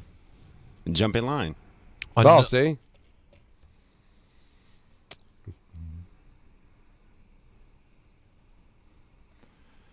Simple lyrics. Yep. Another jump song. They love jumping, folks. Let's see. So, has Don's scale tipping done anything yet? It's too early. Listen. You won't feel this till about 5:45. Should I retort on social media? Well, that's how you really try to fight it. It's still 78.6 to 21.4. But let me ask you a question. It would take a lot. But here's the thing, Alan. As much as we may agree that Carlin was crude on Twitter when talking about our sweet Marco. Yeah, we love Marco. As far as the integrity of Drop Madness goes, we all know that Carlin choking or Charlin coking should advance. Well, that's why Charlin I said coking would probably be an interesting drop. Are you kidding me? Ooh, honestly, I think Carlin was the first one to misstep by saying. Well, that doesn't mean just because he's wrong, two wrongs doesn't make a right, Alan. You know that. No, I'm sorry. I think what we're trying to do here is level the playing field. If you're already campaigning for yourself on your own show, getting your people, your listeners, to be aware that this is coming and you vote for me, and then you go on Twitter and double down, what is Don supposed to do? Well, again, Marco's not here to defend himself. But Marco's not here to be able to take on Big Carlin or Charlin or whatever you want to call him. He can't do it. Loser. He's busy. Oh, boy. So I don't even have a problem. LeVar Ball's got to step in and protect his son. I don't have a problem with him tipping the scales because it wasn't needed. Right? It's like the 27 Yankees, cheating against the Washington Senators back in the day. It's ridiculous. Marco had zero shot. None shot. I just don't like him dismissing my son as this kid. Oof. This kid has a name. Right. And his name is Marco. Holy cannoli! And he likes cannolis. I don't even know if he knows what a cannoli is. He doesn't like cannolis. He doesn't like cannolis. No, he's got a very discerning palate. Well, but it happens. He was really excited. Has he about tried getting the PS5. has he tried the fried Calipari? I was going there. I was going there. Because if he hasn't tried the fried Calipari, Baked patino. The baked patino. And the baked patino? Yeah. Are you kidding me? Like you dream about. I'm having some issues with our page right now. Are you? I think it's an X issue. The Is vegetable Twitter carne seca, that's really good. Dude, did Twitter just literally break down on us? Did it die? I think Carlin might have gotten to the X people. No, I'm not kidding. Tell me. It's coming back though. I when I looked again, I was able to get back into it. Never comes back. I never wanted something to die more in my life. Right? Like, all right, let's be honest. If breaking news, and it was that Elon's like, I'm done backing this thing. I'm out. I don't want to sell it. I want to kill it. And it just, boom, gone. Dead. Killed it dead. How many of us are like, all right.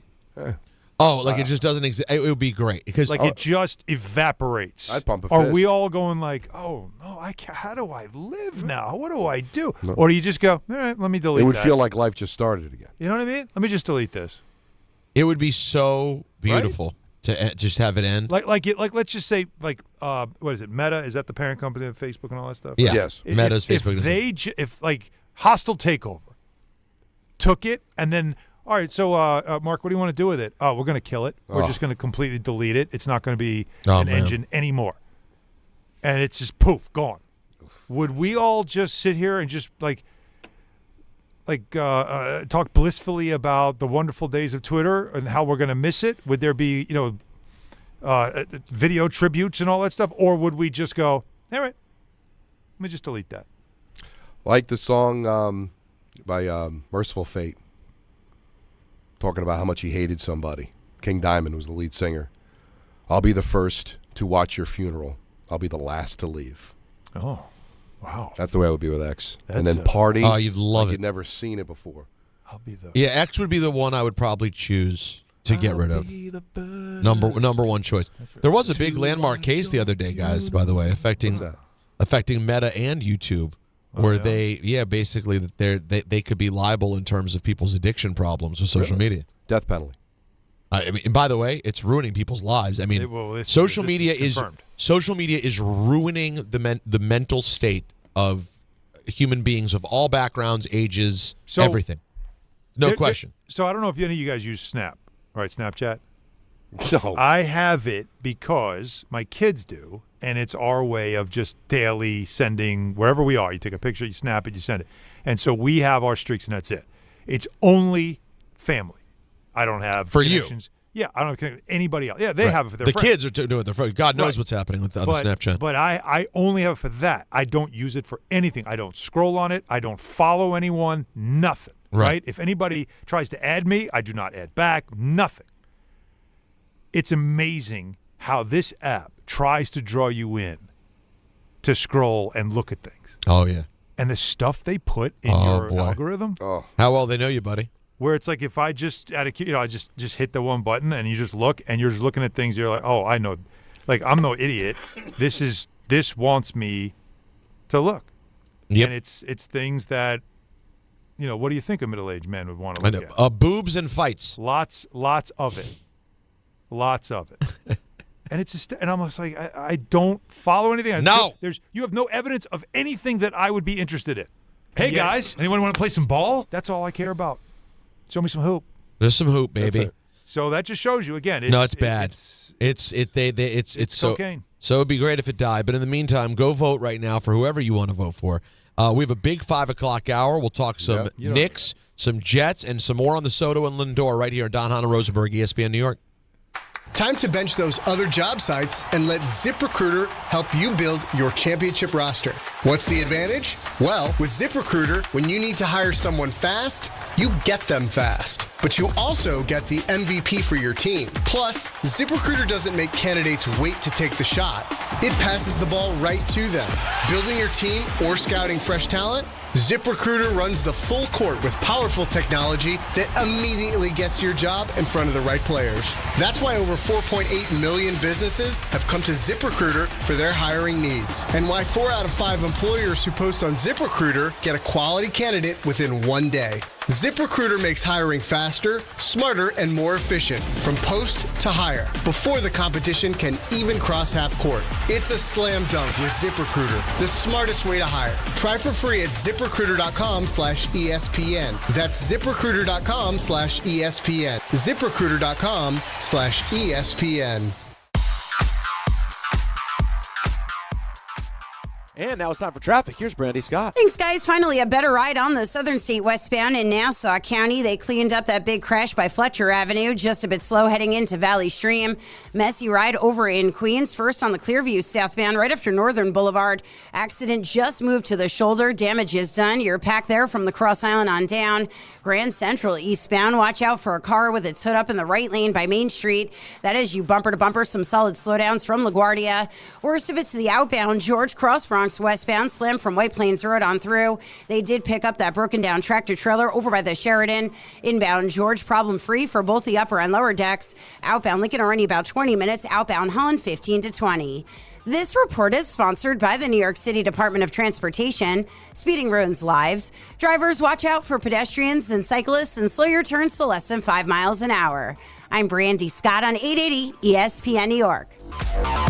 The NBA moves fast, and the stars move faster. With DraftKings Sportsbook, the #1 sportsbook for live betting, you're never a step behind. DraftKings keeps pace with every play, offering industry-leading live betting, dynamic odds that shift as the game unfolds, and more open markets more often. They're live when others aren't, so you're always in the game when it matters most. Get in on the action with live player props as the most exciting performances unfold in real time. Download the DraftKings Sportsbook app and use code WHSQ. That's code WHSQ. In partnership with DraftKings, the crown is yours. Gambling problem? Call 1-800-GAMBLER. In New York, call 877-8-HOPE-NY or text HOPE-NY 467-369. In Connecticut, help is available for problems gambling. Call 888-789-7777 or visit ccpg.org. Please play responsibly. On behalf of Boot Hill Casino and Resort, Kansas, pass-through of per-wager tax may apply in Illinois. 21 plus age and eligibility varies by jurisdiction. Void in Ontario. Restrictions apply. ESPN New York, now streaming live on YouTube. Subscribe today and watch the show. WHSQ and WCBS-FM HD2, New York.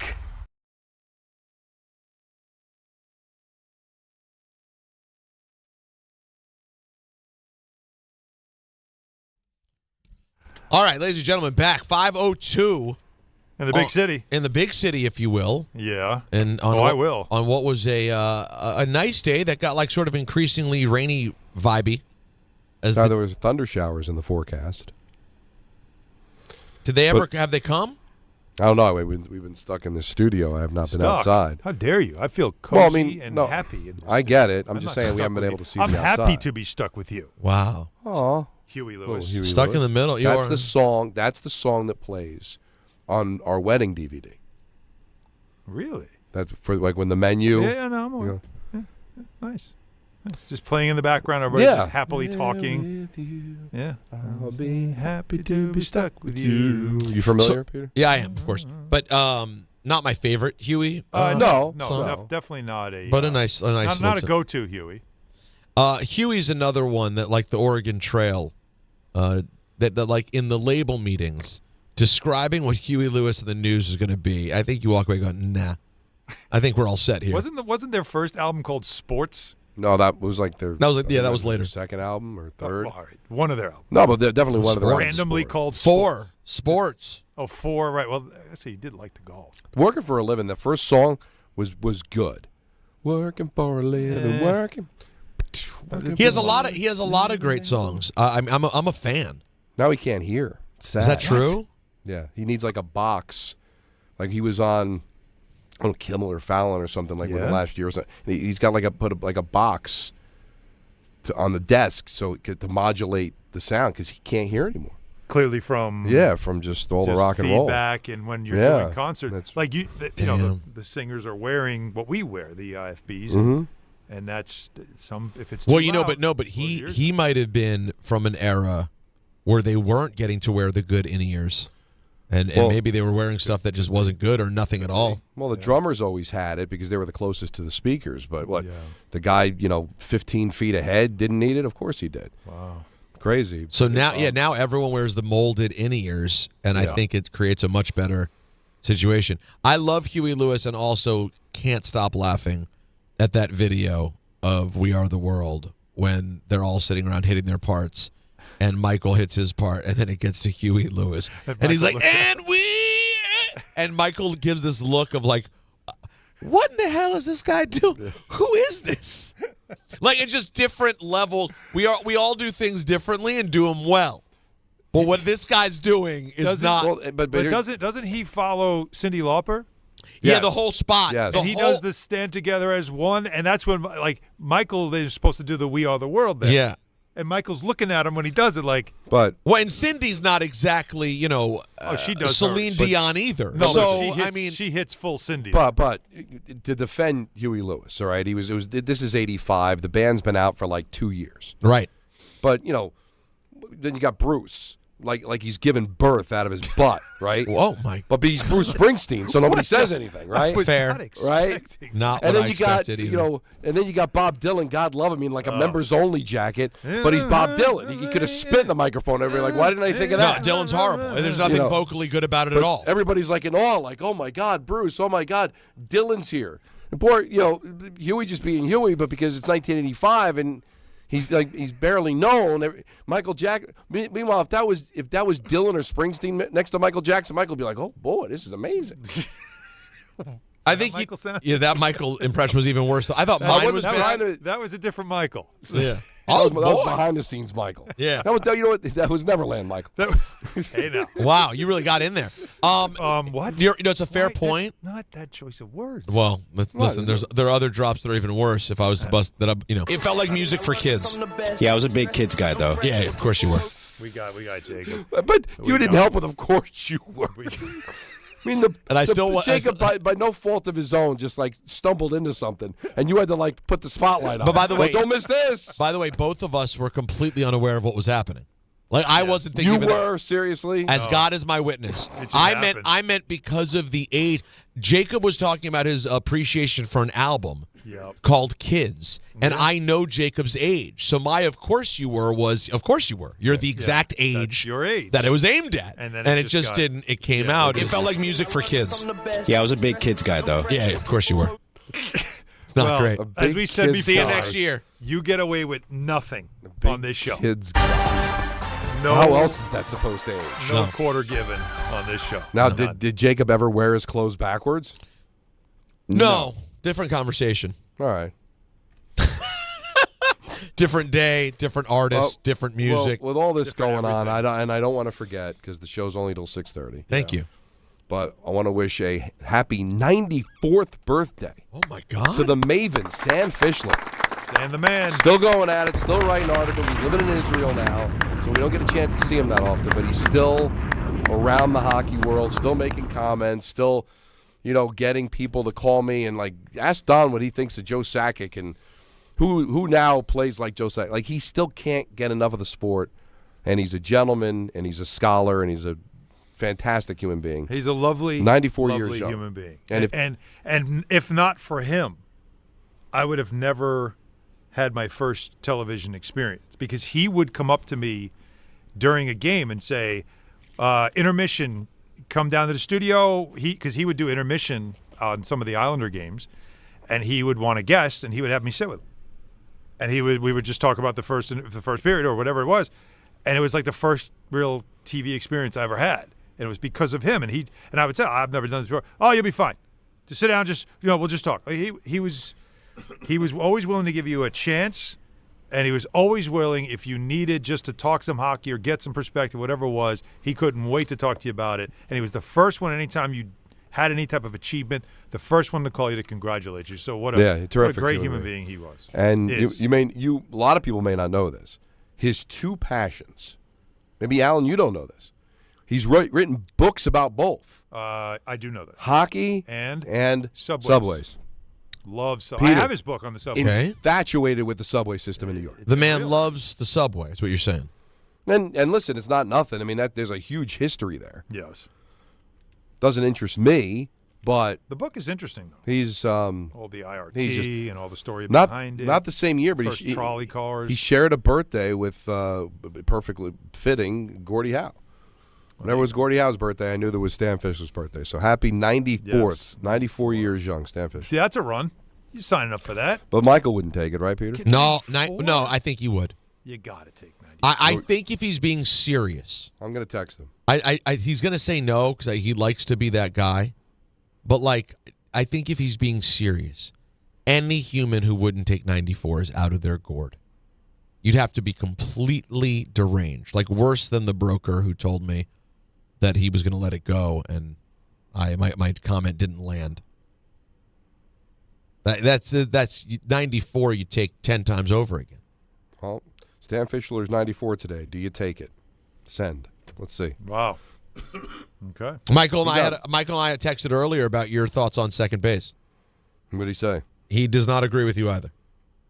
All right, well, what is he saying? He was saying that what Don was saying would be getting tagged up between second and third. But that's not a thing. It's not a thing.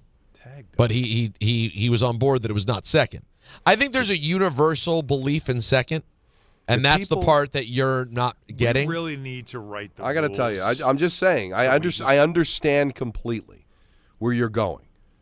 But I just cannot, in good conscience, put those two things on the same base. They're completely different. But you're focusing on the wrong stages of the relationship. But you're focusing on the wrong part. It's not about the two things that are on third. We can argue about those things whether they're on third or not. I think the thing that we're all in lockstep about is what is at first and then second. It starts there. And then we can get to third and have a conversation about third. Home is the destination. Home is. So what you're arguing is there needs to be more than four. No, I'm But arguing with there only needs to four, be. There needs to be. Yes, it is possible that that maybe a home run includes a multitude of things. But that can't be. Well, I mean, it is. Let me ask you this though: don't you consider any of the things that end up at home being a great night? It kind of is a home run. Depends on the stage. No, you can't do that, Peter. Because why not? The whole idea of the home run. Yeah, is that there's no the fact further that to go. You went all the way. Quote all the way. Also, you know what I mean? There's a certain statement made of, if you looked at it from a relationship standpoint, that's it, right? There's no place else to go. No. Can't go any further. There's no fifth base. Right. So, but if you're telling me you're going to focused combine third and home, but I'm sorry, if the other thing happened, there's still a destination between the third and fourth. Yeah. There's still a big difference between third and home. Listen, we can all have a conversation about that, and we're happy to have that conversation with you. What none of us will agree with you on is what you said is at second base. That is the one thing we're all coming together on to say no. It's the only logical place but it's for not. it to be. But the thing is, the society. Joe, have you been told already? And real quick, Joe, I'm looking at Joe Leo, the Nets fan, Joe Leo. Do you agree that you've never heard of what Don said is second base is second base? You've never heard of that. And what you've heard of, Anthony, does he agree with what we've all said second base is? And you agree that is second base? You're so asking that is Joe Leo. So Joe The Leo's fact another when he gets person. a girl's number and he calls it, and it's not like a tire company. He considers that a home run. Jeez. Hold on. By the way, Don, you've told us stories. You've told us some stories of your high school lore. Joe's gonna stop coming in here.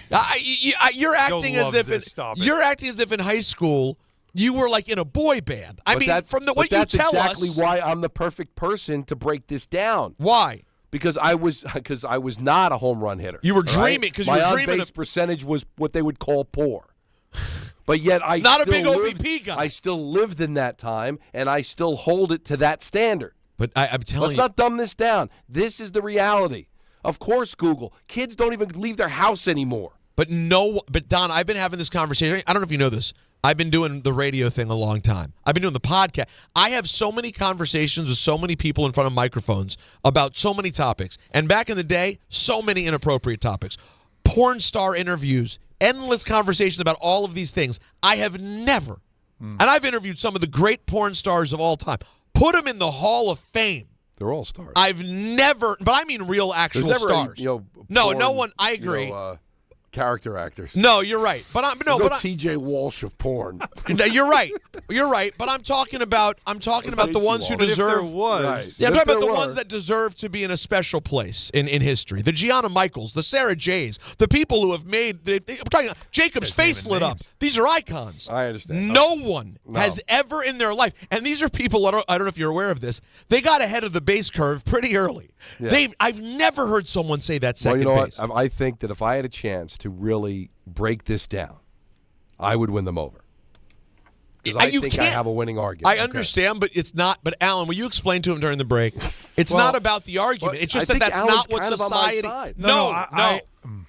I think we have to have this offline discussion or maybe podcast type discussion. Oh, where yeah. we can really Let's approve this podcast. The problem is because we're talking around so much of it, we can't just say what we want to say. They know. But you know what I want to They say? do. I want to say with Xfinity, you already enjoy ESPN as part Hold of on, your let me TV do- lineup. let me do the right with thing. live games, daily sports coverage, and expert analysis, and now the ESPN Unlimited plan is available at no additional cost. No additional cost? What?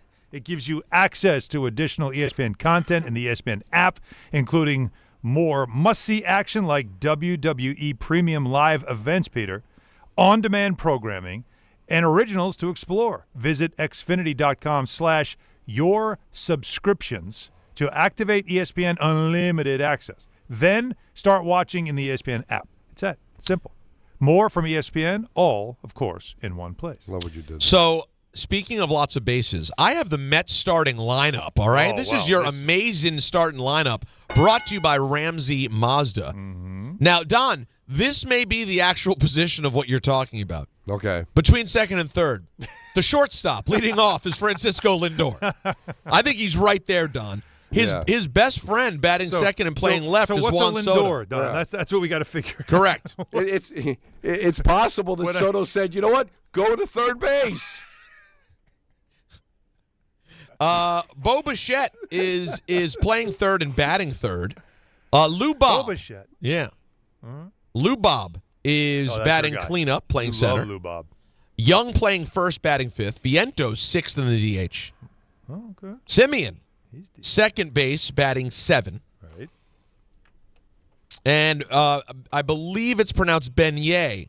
No. Yep. He's playing right and batting eighth. You want to help him? Benji. Yeah. Benj. Or just Benji. Are you giving any Benj. E, or are you Call just him going Benji. Benj? Well, I think his nickname is probably Benji. But it's just Benj. Benj. Wouldn't you call him Benji though? Like he's Yeah, of You know what I course. mean? Like that'd be Of the course. nickname in the room. But Torrens catching and batting ninth, and Kodai Senga on the hill for your Mets. Are you Mets. watching this closely? I mean, you got a game to do I got tonight, this but one, no. so not even a little. Not bit even- to see not what Senga really. Looks like No. nothing. No, I'm always Second screen? between periods, as I'm going to walk around the garden and tell everybody what Well, we mean by I- first base, second base, third base, home. I know if I have a game when the Yankees Is- are playing, I'll probably have it on my screen, on second screen. Wait a minute. But not I'm everybody doing can be a play-by-play. big fan. Because all of a sudden you want me to Listen, what? You want me to pull a John Shambi? I When have John seen- Shambi had two baseball games on, all of a sudden he started calling the one off the tablet. that was funny. On the air. That was funny. Peter, you want me to start talking like Rangers Devils, and all of a sudden Lindor RBI single? I would be tickled That for would the show. happen. For the show, it would be Tremendous. It would be great for the show. Drop Madness one seed, so I'd be fine with it. But real quick, guys, that's the amazing starting lineup brought to you by Ramsey Mazda. Get more for your money at Ramsey Mazda. Like a new 2026 Mazda CX-50 or the CX-90, choose wisely. Choose Ramsey Mazda. A lot of people have been hanging on for a long time. Yeah, let's do it. All right, let's go. Including Tessa and Wes Caldwell, who we had so much fun with at Calandras a couple of weeks ago. What's up, Tessa? Hey, guys. Thanks so much Hey, for taking my Tess. call. I appreciate it. Don, you know I was devastated that you were sick, right? Like, in my mind, I don't care. Get, like, a throw-up bag. I don't know, put, like, a warm rag on your head, and I wanted you there. But I was just so happy to still be able to meet Hahn and Peter, so it was nice. But I'm definitely going to try to make the next Calandras event so I could just Listen, meet it you guys. wasn't. You know, everybody's like, because I started getting tweets from people saying, you know, the heart is far. Like I was not showing it. Listen, you can't have like a meet from and the greet heart, get kid, together yes. when you're as contagious as I was. That's all I'm. I gonna know. say. I heard you the day before. I was happy you didn't come. But Well, selfishly, okay. I still wanted you to wear a mask and come. But it's okay. But I understand. Now, I'm just joking around. But it was. I even told Hahn and Peter. I was like, oh, my God. I was like, I'm so sad Don not here. But it'll be another event, so I'll definitely be able to make it and be able to meet you. But I'm happy you're getting better now, even though, you still have baby cooties a little bit. But, Alan, stay there. I would stay there with Don. It's okay. Get the cooties. It's all right. But I did want to, it's okay. But I did want to make a point. Like, as a Yankees fan, this whole Soto and Lindor thing is hilarious. But as a baseball fan, I wanted to really be serious for a quick second, and make a comment and ask a real important question. Like, I feel like it's kind of slow now in the beginning of the baseball season. Sometimes we need things to talk about, whether it's a talk, argue, whatever, great. But later in the season, I do feel like, as a Yankees fan, if I was in a Mets fan predicament, I would feel like, well, what's really going on here? We shouldn't be talking about this any longer. Like, I feel like Juan Soto is a generational bet. That's why I was upset when he left us. But I do feel like he's that type of talent. That's no doubt. But he chose this comfortable setup. He knew exactly what he was walking into. And I feel like Francisco Lindor, he's been holding it down as a leader, a team-first guy. Like, he just has such a bubbly personality. Like, I like him since he became a Met. So this is my question, and this is, what I really be thinking about, what's going to be a problem. Is Soto fitting into that culture over there, the Mets, or will the culture have to adjust to him? Because if it really comes down to, guys, ego versus chemistry down the stretch, that's not going to be drama. That's not going to be beef. That's not going to be none of that. That's going to be a problem and a real issue for the Mets. And I think it's going to come down to that because I think that it is about Soto's ego. I think he feels like Lindor do need to, bend the knee, kiss the ring, and all of that. I'm the man. I'm this, I'm that. And I don't think that's what it's about over there. They got to come to the table together to try to help the Mets win. And I'm talking this as I don't care. I want them to lose, but I'm just saying as a sports fan, baseball fan, you got to, everybody see what happened with Kobe and Shaq and what it could have been. You know what I mean? But neither one of them could come to the table. So it's when it comes to this, I feel like they literally need to come to the table and just really put it to the side. They don't have to be friends outside of the field, but for you just drawing unnecessary attention, guys. You get what I'm saying? Well, the thing that bothers me about it is why can't you just keep this to yourself? Right? You don't have to like everybody, but when you're on the field, what happened on opening day, where you just see he went out of his way to not dap up and hug Lindor, that's wanting to let people know we got a problem. It didn't feel warm. Again, if everybody else came out and it was just did the same exact quick, moving the on, bop, bop. But because everyone else wasn't a handshake embrace at the very least, if not other things, that's what made everybody stop and go, wow, that first handshake was not nearly as warm and exciting as the rest of these. So which tells me this, that when you want the world to know you don't like that person, what you're doing is, I want you to be on my side. That when the blank hits the fan, you're going to be on my side. You don't think that happens in the clubhouse, guys? All right, are you a Lindor guy or a Soto guy? Even if you don't openly petition for that, you're going or campaign for it, you're going to have people that are going to side with one or the other. Does that sound like the chemistry you want to go out there and win a championship? So, again, I don't want to blame Soto for this, but he's the one that treated Lindor like that. Mm-hmm. Now, I don't know the whole story, and maybe he deserves to be treated that way. I don't know. But suck it up, at least pretend. But you're trying to let the world know, I don't like this guy. How does that help anything? Doesn't. Yeah, this is going to be – listen, this gets cleared up very easily, by the way. Just to be clear, they got to ask him. If there is nothing there – it's literally just the media being ridiculous, social media being ridiculous. Guys, in 3 days, we'll see them hanging out and kicking it, and everyone goes, well, that was ridiculous. Or weeks will pass. We'll never see any interaction with them at all. They won't dispel it at all, and you'll know it's true. Yep. That's just that's the bottom line. We will have an answer on it one way or the other. Guys, if everyone was wondering, if there was a story, it just happened. It literally just happened. Everyone was speculating, did me and Michael Kay really hate each other? Oh. I went on the air and ruined it for everyone. Nope, sorry. I know it's funny, but no, we don't hate each other, guys. It's ridiculous. That's all you got to do. But it's as simple as, again, the guys covering the team are going to see this as becoming a topic. And the first thing you're going to do, and, the clubhouse, they're in St. Louis, right? So the clubhouse so opened. It's 4:30 there. Yeah, so it's already open. Those conversations should be had right now. Like, let's get to it. And if you're Lindor and you are the de facto leader of this team, you're the first guy that's got to talk about it. It's up to you. If Soto doesn't want to talk about it, if he's not as easy to get anything out of him, fine. But Lindor, who's been here for a while, you're not the new guy. You're the one that needs to set that tone right away. Exactly. No, we're good. No, everything's fine. All right, we'll talk to all of you guys on this. Phone line's lit up at 1-800-919-3776. ENN coming up at 6. Don Hahn and Rosenberg, ESPN New York. Hey fans, on Sunday, April 19th, when the Yankees take on the Royals, take your family out to the ballpark for the chance to receive a very special kids giveaway. It's Hershey Park Kids Ticket Giveaway Day. The first 10,000 kids, 14 and younger in attendance, will receive a Hershey Park Kids ticket, courtesy of Hershey Park. For tickets, log on to Yankees.com/tickets. That's the Yankees and Royals on Hershey Park Kids Ticket Giveaway Day, Sunday, April 19th. Visit Yankees.com/tickets today. Make cancer screening a part of your annual healthcare routine. New York Presbyterian offers a full range of cancer screenings, including lung, cervical, prostate, colorectal, breast, and more. Regular cancer screenings could save your life by detecting cancer at its earliest, most treatable stages. Screenings are available across New York City and Westchester. Learn more at nyp.org/cancer screening. Stay amazing. New York Presbyterian. Monkey Sports, built by players for players, is your one-stop shop for hockey, baseball, lacrosse, and more.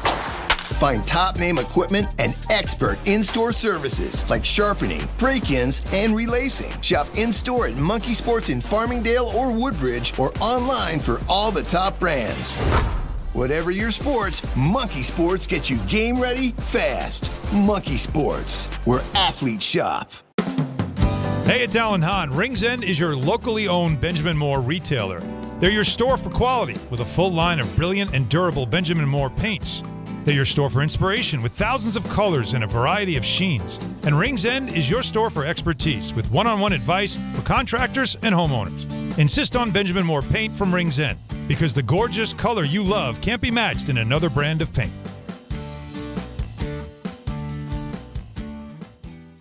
Gold and silver prices are soaring and near all-time highs. If you want to get cash in your hands for your old jewelry, now is the time.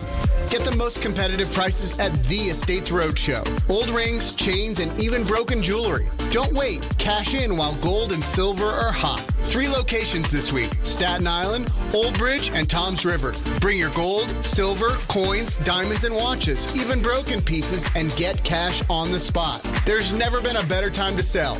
No appointments, no fees, no pressure. Just friendly professional buyers with over 35 years in the business. Go to the Estates Roadshow Monday through Friday in Staten Island at the Hilton Garden Inn, and Friday through Tuesday in Old Bridge at TMT Cash for Gold, the bright yellow building on Route 9 South, or TMT Cash for Gold in Toms River on Route 37, corner of Hooper Avenue, just off the Garden State. For more info, follow Estates Roadshow on Facebook or go to tmtcashforgold.com. This is Rick Brunson, the assistant coach from the New York Knicks. I'll be driving to our games this season in style in my new Jeep Gladiator from Princeton Jeep. My friends at Princeton Jeep gave me all-star treatment, and you can expect the same thing. Just mention I sent you, and they'll treat you like family. Princeton Jeep has tons of inventory and great deals on new vehicles. Visit Princeton Jeep at 1045 State Road in Princeton, New Jersey, or online at PrincetonJeeps.com and tell them Rick Brunson sent you. Now let's take a look at the traffic with Brandy Scott. Thanks so much, guys. We went from bad to worse over in Queens. A new problem spot on the Grand Central westbound right before Queens Boulevard.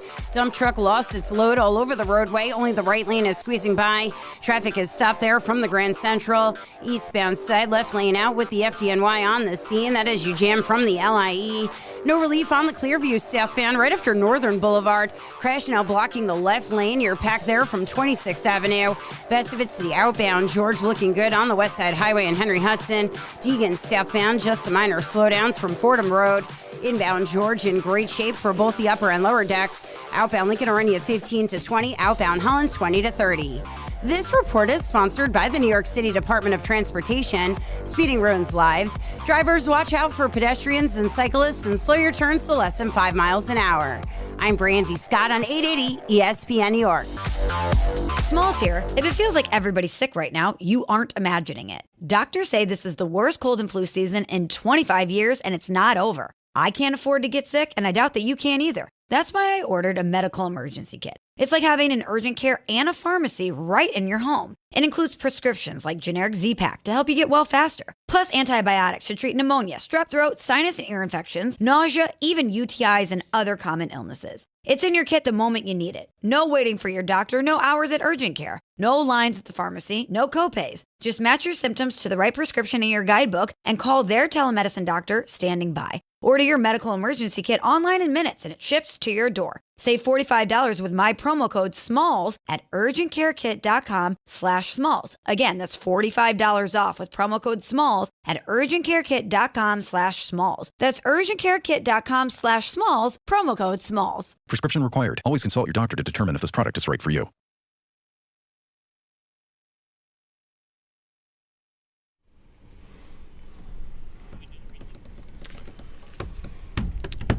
I love jump around.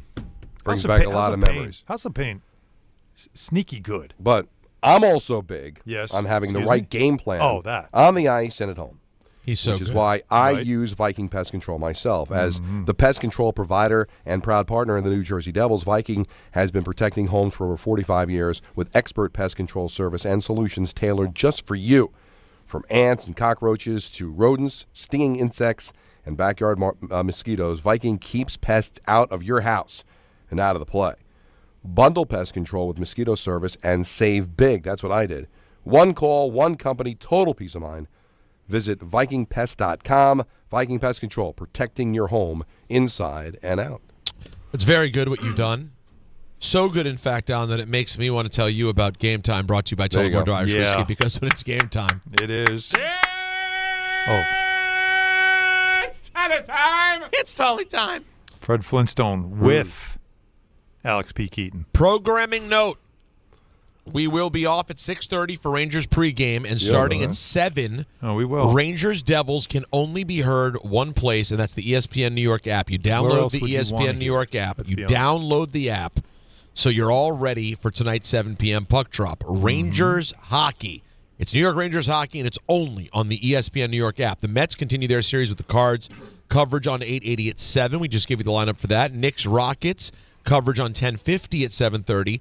Isles Sabres in Buffalo at 7:30. Nets Hornets, which you really... Wow. I mean, to say you dream about it is a lie. And the Yankees continue their series with the Mariners at 9:40. Tullamore Dew, the original triple distilled, triple blended, triple cast matured Irish whiskey. Be sure to grab a Tullamore Dew or try the new Tullamore Dew Honey during today's action. Glasses up to enjoying Tullamore Dew responsibly. And with all that, we go to Danny on Long Island. Oh, perfect. Hey, Danny. Danny from Long Island, who's just back from a 5-day whirlwind trip to rescue my mother from the beautiful weather of Florida to bring her back to Long Island spring. And here we go. So listen, Don, a couple of things. One, you're completely right about Van Halen. I grew up, I'm older than you guys. That the Jump was my least favorite Van Halen song. I'm playing a lot of their greatest hits on my player in the morning.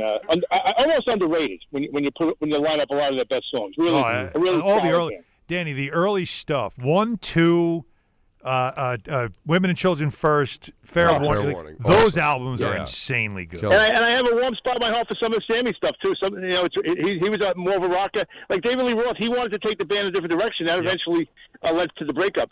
Secondly, you're wrong about the about home first, second base. And I refer to my guy Meatloaf, who put it beautifully to lyrics in 1977 with the help of Phil Rizzuto. Paradise on the Dashboard Lights. We all know what home is. Elaine Bennis even knew what home was when she told Keith Hernandez, I check with the third base coach because I don't think he's waving you in. There is only one home, and if you look at the picture of Lindor getting thrown out at the plate today with the glove smush right in his face, that's what it looks like when you've tried for home and got rejected. Wow. That's the look. Well, then you're leaving out everything then. No, listen, it's the final destination. I'm sorry. I'm not going to go any further than that. That's literally, we're all trying to go home. We're all trying to get Why home. won't you just go home? Just go home. Right. But I will too say, good for your home. But I will say, yeah, in terms of what this whole ridiculous, archaic concept is supposed to be, Alan, you're right. Like that's why I conceded the point, because it was based on this archaic. You're teenagers and you're thinking about this home destination. Yeah. My point that I was trying to make of how you argue it's all the same, that's more of an older point in life when you're just saying what equals a good night was had. But what you're talking about, what that means. Yep. And you're right, you can't remove the significance of that thing. Right. This would make such a great podcast that will never exist. It would. I mean, if we could only just do this as a podcast. I agree that I am kind of looking at it from the stage of where are you in the relationship? How about that? Rather than what happened last night.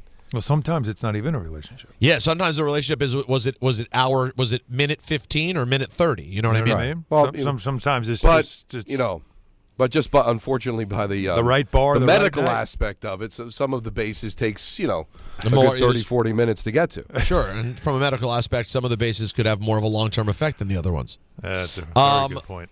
Let's go to Ivan in Connecticut. What's up, Ivan? Hey, how are you guys? I would say long time listener, first time caller. So excited to be here. And shout out to Pusick and Jacob in the back. You're not forgotten. How about that? But question for you guys. Going back to the Soto and Lindor thing. Just a thought. Obviously, being a fellow Puerto Rican, Lindor being Dominican, and Lindor, being Puerto Rican, Soto being Dominican. You think there might be some underlying, maybe from the World Baseball Classic, that might have to do with it? Just a random question to ask, because I know you guys were on that. So, but I want to say love you guys. Thank you. I don't know. I can't speak to the culture impact. I don't know if the WBC is creating this, because this is something that was apparently, again, based on reports and everything, brewing from last year, right? I don't know enough about the cultures. Like, is that an instant rivalry? All right, you have rivalry, but this seems like I don't like you. I don't like what you're about. I can't even stomach to pretend to like you and give you the hug on opening day. And that's real. Listen, I don't love everybody. I don't like everybody. There's some people I just can't stand. But when I decide to make it public, which I think what Soto did, by the way, he didn't embrace Lindor on opening day and yet embrace guys that have been with the team for 5 minutes. Tells me he wants the world to know this. And to me, that's really showing true hatred. I can't even pretend to like you. Mm-hmm. Again, which is fine. Mm-hmm. But weird. If it's going to affect the team, then that's when I got a problem with it. This is a big season. Let's go to Cameron in Jersey. What's up, Cam? What's going on, fellas? How we doing today? How are you? Good. Hopefully you're down. I know you were sick, but hopefully you're Gucci now. You're feeling a little bit better. But I want to first ask, because I know I want to make sure I heard it correct earlier, but did you guys kind of say you felt like it? I think it's, a nothing burger, basically, when it came to Aaron and Glenn's comments about Geno Smith and leading them to the promised land earlier today? Yeah, because when you see it out of context, which is what was all over social media, just the quote, Geno can lead us to the promised land, end quote, that is seen everywhere. The reaction right away is what promised land? What are you trying to say here? Because if we're all wondering what is the promised land in the NFL, we know it's the Super Bowl. So right away it becomes this thing we want to mock until you play the entire quote and you realize what he's suggesting is he can get us to the end zone. Right. We have a quarterback that can actually get us in the end zone, and that in that context you're like, oh well, yeah, that makes sense because he can. And this was my tease that we didn't get to earlier. Oh yeah. Is that I really think what the Jets are trying to send the message out to is we're not tanking this year. Yeah. We didn't get Geno Smith to play poorly so we can get the first overall pick in a quarterback-heavy draft. I think they're trying to send a message out. We like Geno Smith. We think we can win some games with this guy. We can score some touchdowns. We can score some points. What was the problem last year with this team? They could not score. There were winnable games last year. That Panther game jumps to mind where they just kept getting stops, and they couldn't take advantage of the field position. Could not score. Could not move the football. Could not get a first down. Could not extend drive. Fields was bad. So I think when he says that, he's not talking about the long term. They might only have Geno Smith for 1 year. Yeah. It's talking about we think we can win with this guy. We think we can do some. I think they're just trying to send the message to the tanking Jets world that, hey, we didn't get Geno Smith to help us tank. We got Geno Smith to help us win games. Mm-hmm. So I think people have completely taken it out of context. I'm sorry. Yeah. Go ahead. All right, good. And that's why we have communication, because I was the one who probably took it out of context and didn't hear the full quote, and I was probably more so thinking of he was referring Have you to heard leading it? to the promised Totally land, like fair, winning the though. Super Bowl. Have you heard it, or you just read it? Let's play it. You want to hear it again? No, I just kind of read it. Sure. Okay, here, keep him on. All right, here, play stay it and right see here. if he changed his mind. All right. Here is the great Aaron Glenn talking about Geno. Something about a quarterback, and I'm going to say a quarterback with a chip on his shoulder. And listen, he's proven a lot in this league of what he's done, especially when you take those times when he was in Seattle. Listen, he fits exactly what we're trying to do. So obviously we've created an identity. The foundation of our offense is pretty good now. Like, I just feel like he's the guy that's going to lead us to the promised land. He's the guy that's going to touch the ball more than anybody else on offense. And listen, I know he had his struggles. And I think a lot of quarterbacks, they have their struggles. If you look at the last 5 years, the guy that's thrown the most interception. I mean, the top guys are up there. So I feel like the caller. Did you change your mind now when you heard it in that context?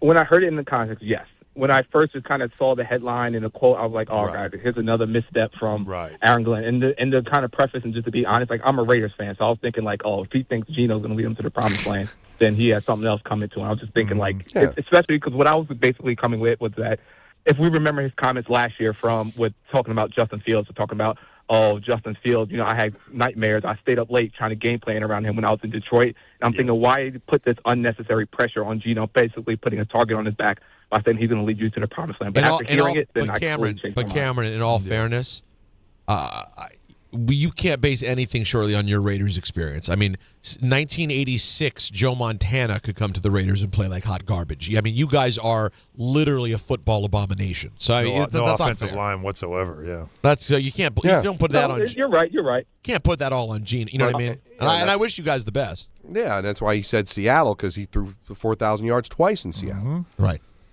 No one wants to be reminded of the Vegas. Now, Geno Smith is not leading to a Super Bowl, and that's not Geno's fault.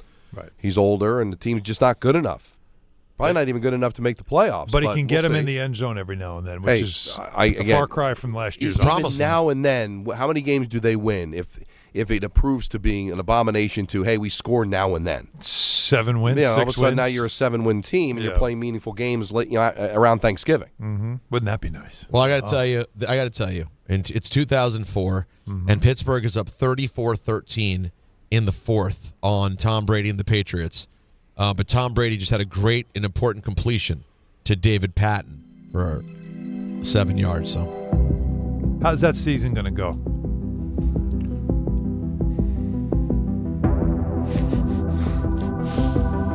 Why is David Patton a strange poll? Is he not a strange poll at this point? He feels so 2004. Don, in reality, think about it.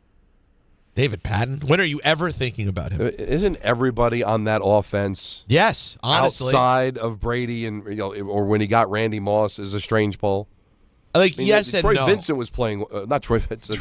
Troy Brown. Troy Brown was playing wide receiver for them at times. No. Well, Troy Brown was a wide receiver. He played cornerback for them. Yeah. You know what? Now you know what? It was a strange. You know poll, what? I'm not even remembering. Let's start over again.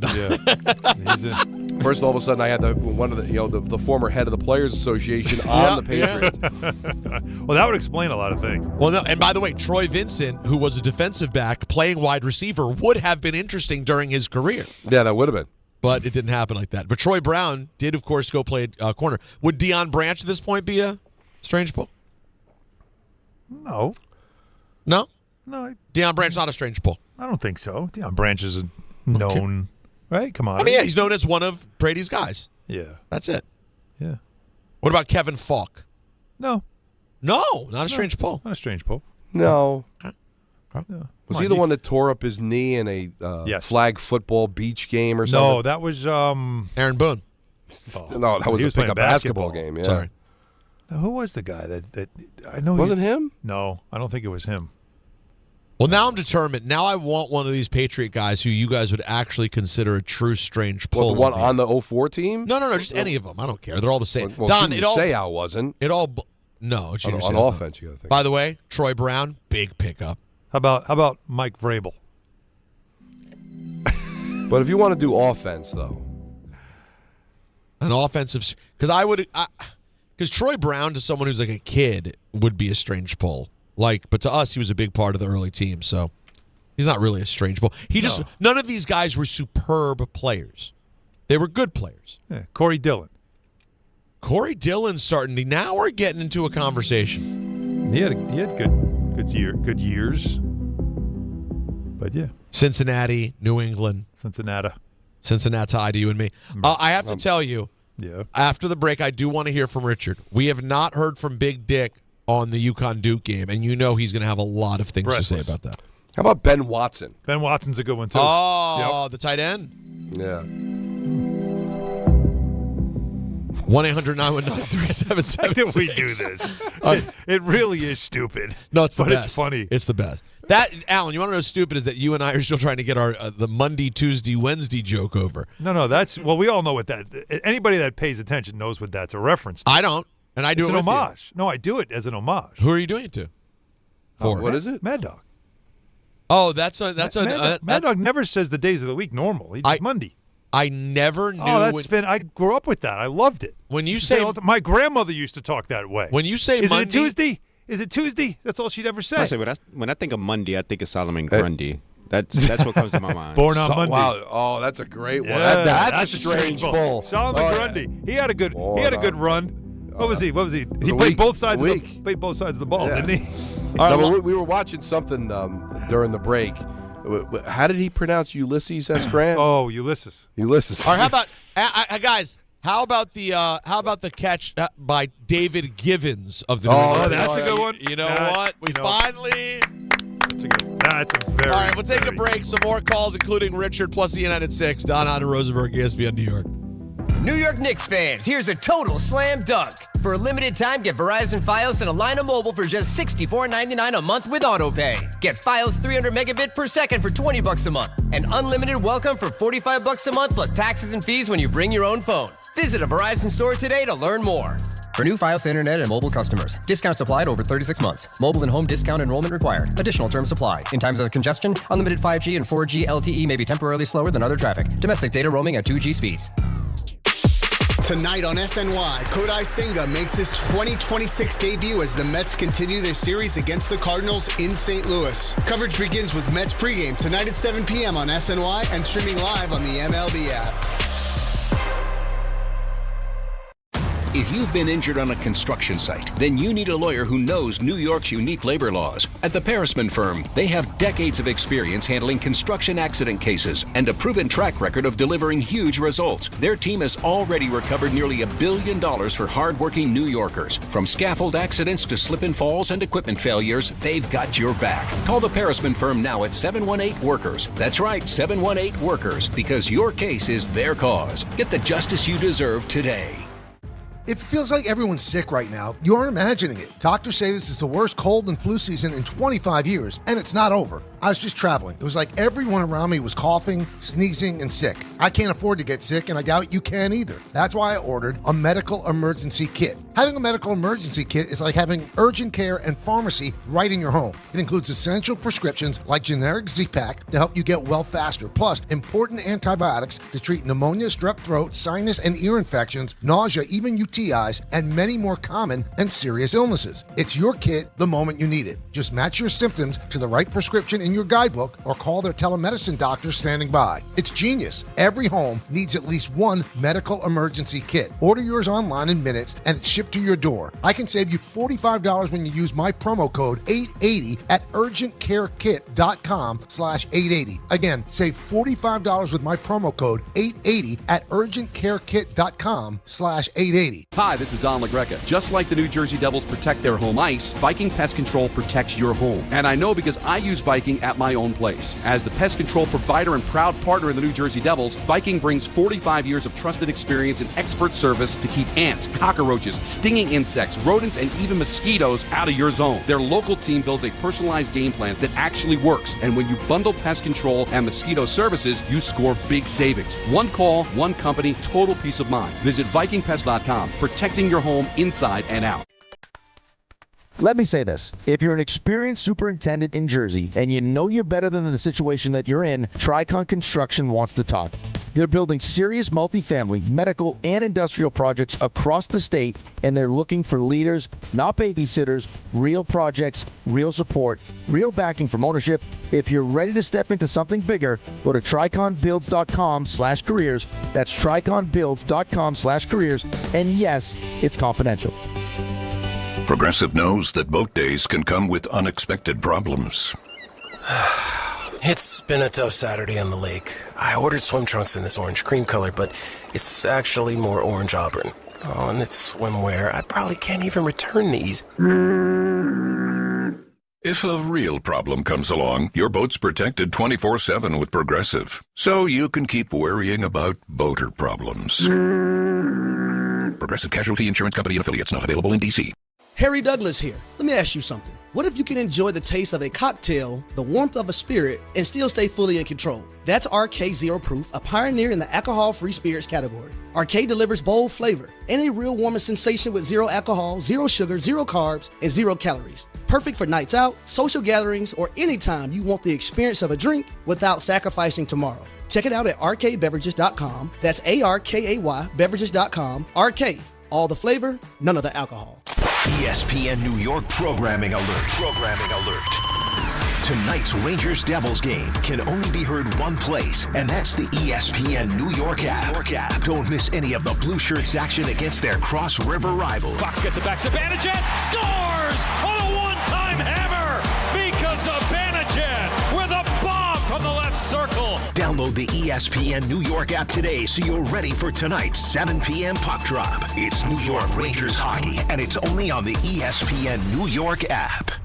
Prizes, flyaways, even cash money. You want it? We've got it. Find a list of all contests and official rules by visiting ESPNNewYorkContests.com. That's ESPNNewYorkContests.com.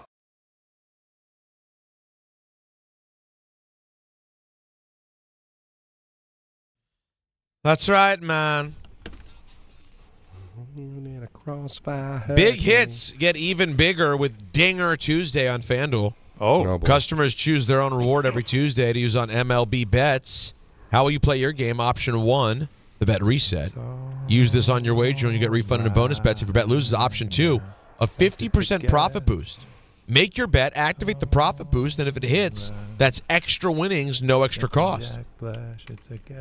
Make your choice, and the reward will be ready to use on your next MLB bet. Now, we've been talking Mets, so maybe you want to take a little Soto to go yard tonight. Yard. Yeah, he's batting second point tonight. right at Lindor. Yeah. Point right at him. And maybe Lindor will be on first when it happens because Lindor's leading off and Soto's second. He won't. You know and what? he won't cross home plate. Right. He'll just stop. He'll just walk off the base path. Just visit FanDuel.com/local to choose your reward for MLB bets every Dinger Tuesday. FanDuel, an official partner of the MLB, 21 and over, physically present in New York, option required. Rewards are not withdrawable. Restrictions apply, including bonus and token expiration. Leg requirements and max wager amounts and terms of sportsbook.fanduel.com. Probably the gambling pop call 877-8-OPEN-Y.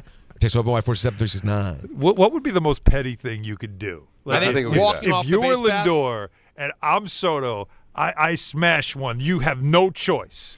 Right? You're in first. I hit one out. Walk right off. Do you just take your time? No. Don't let me get a trot because Alan, you're just. What do you do? You're on third base. You just directly walk to the dugout. No, come on. No, what you asked. No, Don. No, that's not petty. That's a fireable offense. I'm talking about what's a petty thing that could just annoy Soto so he can't enjoy the home run. What would be the petty?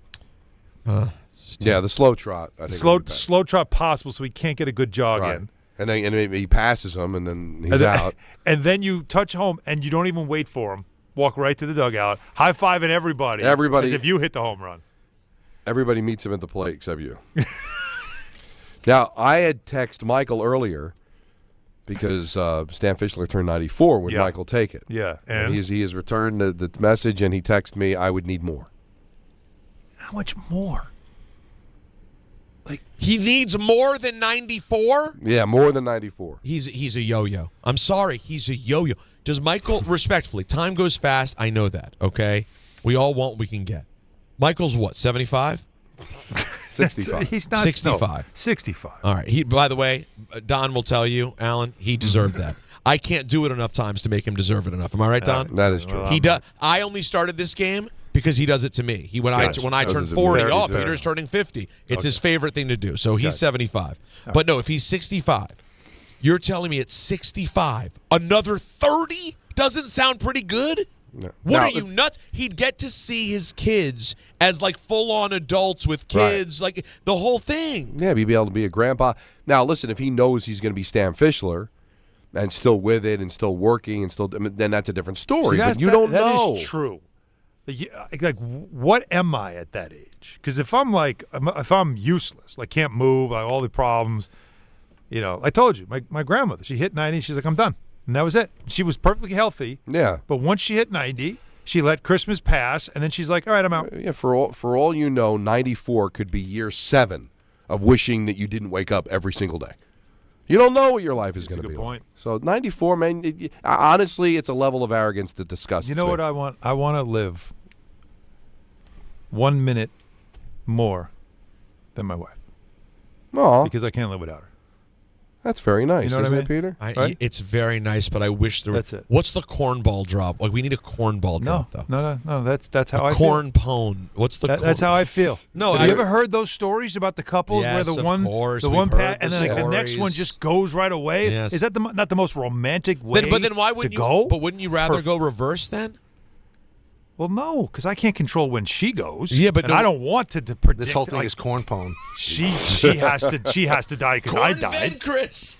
But I mean, He's that's so the perfect corn-fed. scenario. But you don't know when she dies. Yeah, maybe you'll die a minute later. Maybe you'll live another 15 years. I don't know if I want. You got to go first. No, And we're men. Men always go first. I don't want. No, but No, you got to go first. You can't go second. You got to go. I got to know she's gone. No, Then- what? This is then a I weird. can go. You actually ruined the take. He Then I can go. He actually made a really nice thing about him. Yeah, he took a beautiful thing and he ruined it.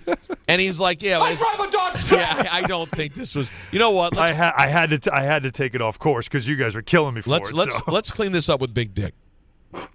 Hey, Richard. I mean, usually. Hi, Don, Peter, Allen. Robert Woods, I think that's what his name was, Don, the guy that ripped up his in the sand. Woods, wasn't it, from New England? Oh, maybe. I got to look it up Yeah. because it's bothering me now. football. And, Don, I'm thinking about you. If UConn loses the next game of the championship, none of that game will mean anything for No, it will hit completely different. You're right. Right. 68 games in the tournament, Allen. You give me one game a year, like we had, the UConn-Duke game. I don't need Florida Atlantic. I don't need San Diego State. I don't need VCU, St. Peter's. I don't need any of those. George Mason. You give me one game like that. You mentioned the first NBA floppers. No question. Rick Barry, man, he was terrible. He would get on the refs, flail his arms, put his head back in the 60s. I remember that guy. He was the first complainer. Did not know that. I know he was a big free throw guy, but I did not know Oh, that. that's why he wanted to go to free throw to show everybody his free throw. Yeah. Now, you guys mentioned Adrian Dantley. Dantley, Phil Ford, and Patrick Ewing are the three greatest four-year college ball players that started every game from day one until the day they graduated. Those are the three, Dantley, Ford, and Ewing. Christian Laettner, I'm not sure if he started every game his freshman year, but he was great too. Now, that brings me up to Caravan. Nobody is talking about the play that Caravan made. Only a four-year senior who's played in over 140 college games and I think 16 tournament games. He got the ball after the deflection with three and a half seconds left and had the presence of mind to no look the pass to Mullins. You fellas, the shot was great, but let's face it, any NBA player could have hit that now, shot. Richard, I know you listen to the show a lot. We literally yesterday, I think Peter and I broke that play down, and we literally were talking about the wherewithal to pass that ball. Yeah. And the fact that Mullins had Gave his it feet up. set, had a better – like Mullins even said he had just made a three. I wanted to get it to him because he's the hot hand, and he looked at me like, no, you're open, you take it. There was so much about that play that we talked about. And then we had Malachi Smith on it, and what did he do? He said the same thing. And we did talk about that. Now, I know Richard just gets excited, so I don't want to poo-poo his whole point, but he threw it at the end. I mean, we know any NBA player can make that shot. No, first of all, great shooters in the NBA could make that shot, and could they make that shot with the game on the line. Now you're talking about an even more limited amount. Yep. That is he was an open shot from beyond NBA from the 3. S in Madness. 45 feet, right, they said? 45. If it's 45, that's 10 feet beyond NBA 3. That's a very long shot with all the pressure. And Richard was right. Robert Edwards. Was the guy that blew out his knee. Robert Edwards? Robert Edwards. Huh. Bob Ed to you and me. All right. Ed. We take the break. We come back. We do the ENN. We have Drop Madness results. Don Hahn and Rosenberg, ESPN New York. Hi, this is John D'Agostino from D'Agostino & Associates, the injury firm. I've talked about how a construction accident took my father's leg. The heavy prosthetic he wore looked nothing like the high-tech limbs we have today. It was crude wood and metal, held together by bolts that dug into his skin and left painful ulcers. But the thing I remember about my dad is how he never complained. He put on his prosthetic leg and he went to work. He coached my baseball teams, danced, sang karaoke, and even loved to travel. He may have limped, but he always held his head up high and he lived with dignity. At D'Agostino & Associates, I spent over 35 years building a law firm that helps accident victims and those in need of their Social Security disability benefits. We fight till our clients get the money and dignity they deserve. So call us today at 1-800-BITE-BACK. That's 1-800-248-3222. We have offices throughout New York and New Jersey. So don't tell me personal injuries aren't personal. I know what they can cost a family. I've been there, and I'll be there for you. D'Agostino Law. Bite back.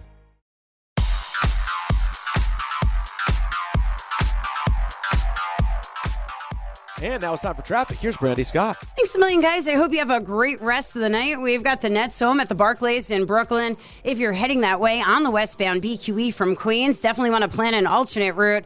We still have this big issue over by Queens Boulevard. Dump truck lost its load all over the roadway. Everything now shut down.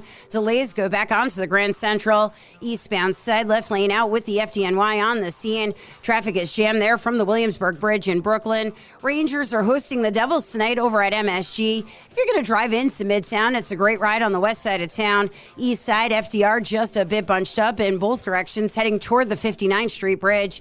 Worst if it's the outbound George Cross Bronx westbound. You're crawling from White Plains Road on through. Adding to the delays, a broken down tractor trailer on the upper deck underneath the apartments. Inbound Georgia, about 5 to 10 for the upper deck. Outbound Lincoln and Holland tunnels, about 15 minutes each. I'm Brandy Scott on 880 ESPN New York.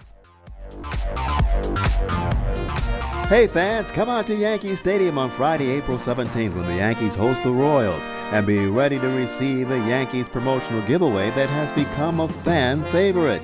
It's Yankees Hockey Jersey Night, presented by StubHub. The first 18,000 guests in attendance will receive a Yankees hockey jersey.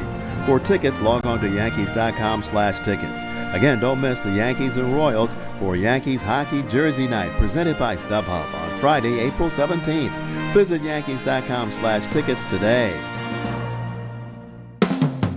Hey, it's Alan Hahn. Rings End is your locally owned Benjamin Moore retailer. They're your store for quality with a full line of brilliant and durable Benjamin Moore paints. They're your store for inspiration with thousands of colors and a variety of sheens. And Rings End is your store for expertise with one-on-one advice for contractors and homeowners. Insist on Benjamin Moore paint from Rings End because the gorgeous color you love can't be matched in another brand of paint.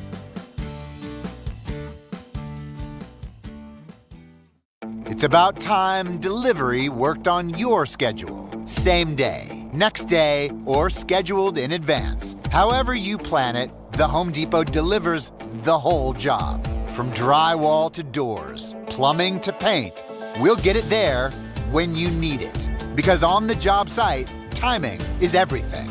You order, we deliver. It's that easy. The Home Depot Pro. It's about time.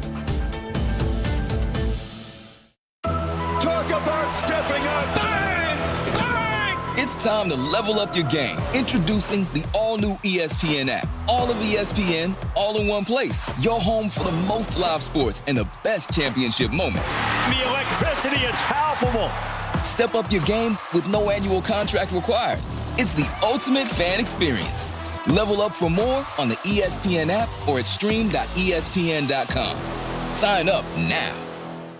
880 ESPN, WHSQ, and WCBS-FM HD2, New York. A Good Karma Brands radio station.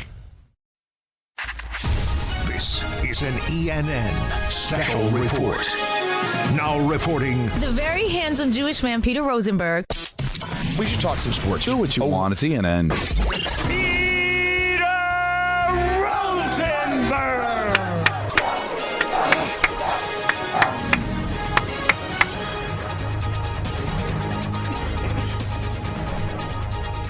Hi, everyone. Hey. Welcome to ENN. Ray Rowe. You ever watch YouTube? ENN tonight is brought to you by Fanatics Fest NYC. All right. And let me say good evening to all of us. Push it.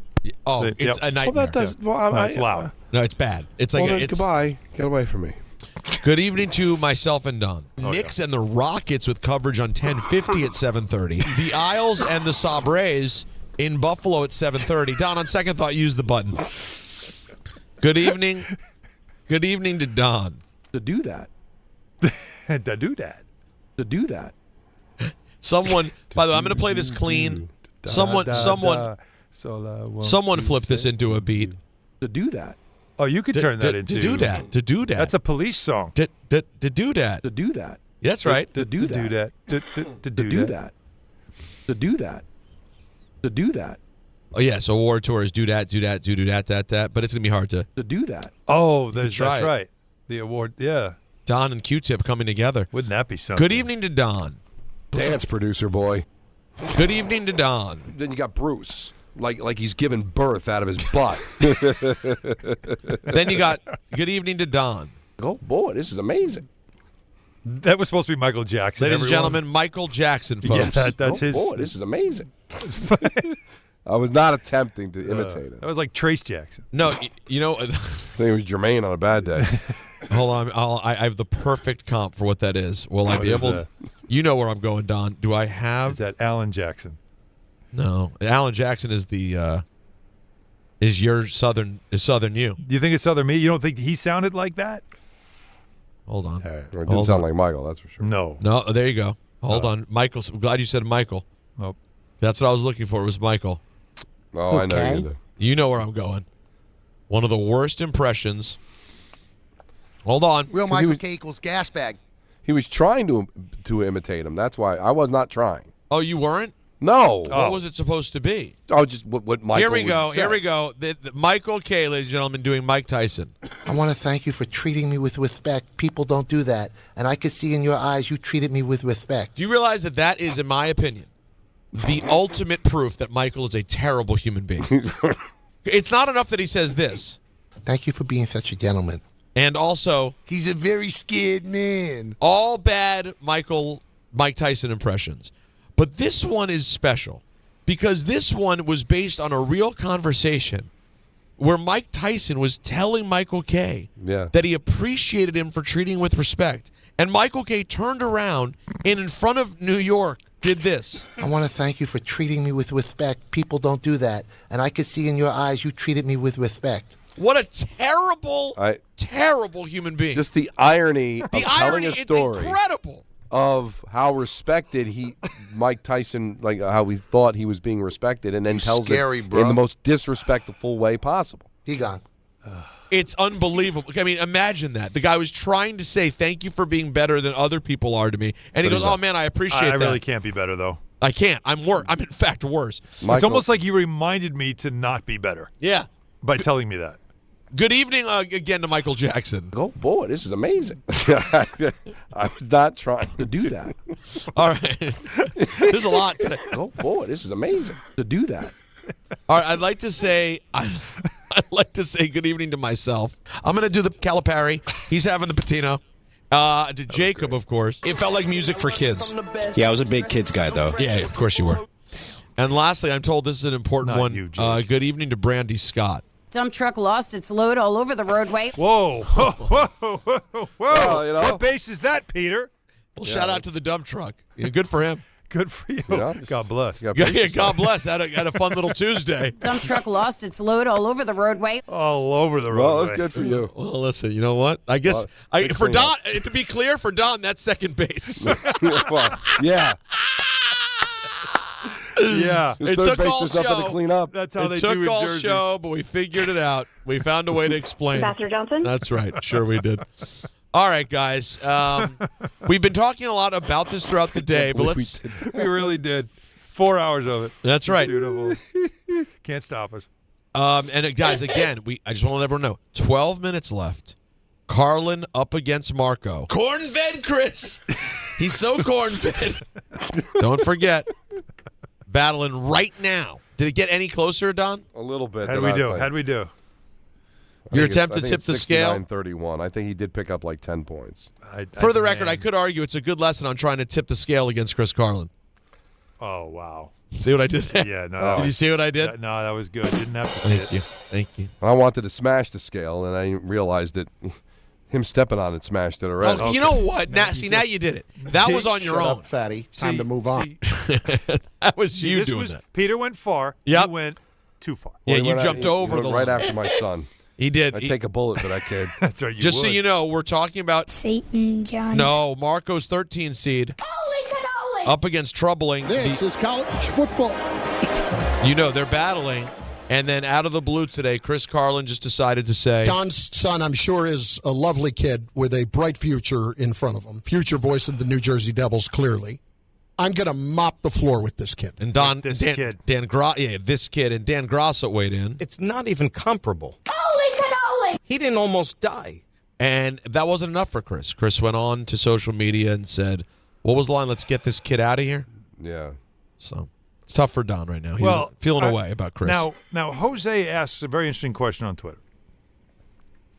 Is the Carlin drop, as good as it is, even eligible for Drop Madness? It's something that didn't happen on the show. Yep, it is. Neither did Marcos. What do you got? What else you got? I believe it was played on the show, though, because we didn't play the Carlin on the show? But you played had 150 times. It may have played more than anything. Hey, listen, I was trying to find it out. No, listen. Oh, no, you can't. This is somebody on the committee this is what happens. that's wondering, is there a way that we can find some ineligibility that take away Thank you. They can vacate the win. That's all I'm trying to do. Man. Thank you for reaching out to this listener. We appreciate you. All right. However, the beauty of the reason the Carlin drop is so amazing is because it's a friend of the show. Don said formerly a member of his family, but someone we all consider a dear friend who had this unfortunate thing happen on other public airwaves. So it fits perfectly, and it got more play here than anywhere else. That's what a drop is. And the K winner, K's only winner, That's a great was on Greeny. So remember, the reason Michael K etched himself into the history book is this. Thank you, my friend, and I will see you soon. Say hi to everybody. All right, be well. You say hello too. Okay, take care, Michael. It's Michael K with me here. And the gold standard of drops to me is the LT, and that didn't happen. It's a great on the K show either. Great point by you also. But was it used on the K show? Yeah, abusively. Oh, by the way, this didn't happen here. All right. Hey, listen. Like I said, we were looking for what, Peter? All right, potential reasons that we could vacate. No, I like the effort, but we had to shoot it down because it is eligible. Yeah. Take it off. Take it all off. And honestly, it deserves to win. That's what makes it. Don, were you happy to know that yesterday while you were off, this advanced? Before. Oh, I did go to check, and I was very happy. Now, are you aware of the matchup that's been created as a result of that? I saw it, but I don't remember. Now in the Sweet 16, you're going to have before up against. You suck, Busick. What a matchup that is! You kidding me? That's what Drop Madness is all about. Matchup like that. You would think though, based on the sound Anthony makes in the drop, it doesn't have so much to do with him sucking. Right. Whoa. You suck, Busick. Before. It's the Take third your time, base Don. matchup. It's the third. Well, yeah. I mean, is it? I know. Is it? Me. Well, that's my, unclear. my little world here. Look, I think we made some progress with Don. I think it took like 3 hours and 73 opinions, but Don has finally started to believe that maybe he's the one who's outside the box. Well, no, I mean, obviously, no the pun numbers, intended. The analytics don't lie. I'm by myself. Pun intended. But I don't. Very much intended, Peter. I do not. I'm not swayed by public opinion. I'm not swayed on how popular my opinion is. You're not swayed by any opinion. You don't mind being wrong. You lean into it. That's right. which is great. I admire that in you. Now, please. Thank you. Recover and please don't Carlin right here on the air. One of the lungs to breathe. Oh, maybe I should just go. You know what? Maybe it's time to go. You take a. You know what? You need a quick little breather, don't you? Wrap it up, B. Yeah. All right. So Love you long, all. buddy. We love you greatly. All right, Donnie. Listen, we're going to hope that Don really pulls it together because if you turn on Devils Rangers today and you hear this, Knicks and the Rockets with coverage on 10:50 at 7:30, the Isles and the Sabres Like in Danico's Buffalo at trying to make a 7:30. Don, point. on second thought, use the button. He's just coughing up a lung. I got to tell you, I'm fascinated. If my TV, if my TV, what was that? Hold on, when's that from today? Is that a different one? You can hear this. It's too good. Like what's Chris Farley when he would do that character? He'd have to punch his chest a few times to restart. That is so good. That's what I could picture in the booth tonight. Oh my Lord! As the Devils are especially if the Devils and Rangers combine for like 12 goals tonight. I wouldn't wish that I might on have my to worst if enemy. my apartment's set up and I have a TV. Must-watch. I am. Yeah, it's must watch tonight. All right, we talked about this earlier, but there's more audio from Aaron Glenn. Hey, Coach, how's the offseason so far? The fact that everything that was done was intentional, and the way the whole process, and I'm just talking about everything from after the season to now, like how everything that when you plan it and you start to see it come together. Listen, we're still a long ways away, but the process of what I want to do, what me and Mooj want to do, coaching staff, players, like that whole process, like you could see it, and I guess that's why I'm outstanding. All right, I like the sound of that so far. His off-season Glenn is the optimistic Glenn. Yeah, we love optimistic Glenn. Like this is Jets' wheelhouse. This is everything's going to be better, we promise. And that's look, what else are you supposed to do? So no, I don't blame him. But it's just there's a lot of rhetoric with the Jets that's always going to be pushing optimism and belief, and then we get to week 1 and then we go, nope, this looks the same. He was also asked about taking responsibility for the Justin Fields situation not working out. That was a situation that it just didn't work out. I can't sit here and say, listen, I regret, because I think Justin's a really good player. And I said, I put the fault on me. I didn't do enough to put him in a position to be successful. And I'm always going to say that. That's my job as the head coach. So I think he's going to do well in Kansas City. I really do, because he's a good person for one, and he's a good player. I think Andy Reid's going to do a good job with him. And there were some things that I've learned of making sure, man, how do I identify what every player can do and make sure they do a good job? What type of defense this team going to be playing, Coach? We will be a multiple defense. So there will be elements of 4-3. There will be elements of 3-4. And I think sometimes that's overblown. When you look at it, you're in nickel like 70% of the time. So you're in a 4-down spacing for the most part. So once you go to base defense, man, there's a number of things that you can do. I love front variation. So you will see some 4-down fronts. You will see some 5-down fronts. And you will see a lot of movement within that. So I don't want to sit here and say exactly who we're going to be, because we're going to be a little bit of everything, to be honest with you. But it'll be easy for all players to be able to go out there and compete. I'll be the judge of if there's any movement. But I will say, though, that he's definitely talking like he's enthusiastic about the ability to call plays and run the defense. Right? I'd agree with that. I think he's, at heart, that's what he is. And certainly that's where he really started to make a name for himself as the defensive coordinator. So, we'll see if him calling plays is the right idea for the head coach. But you can already hear we're going to do things a lot different. That's the side of the ball I think that we could see the most dramatic change with this team. Let's ask about a quarterback, though. How about that? What about Ty Simpson even?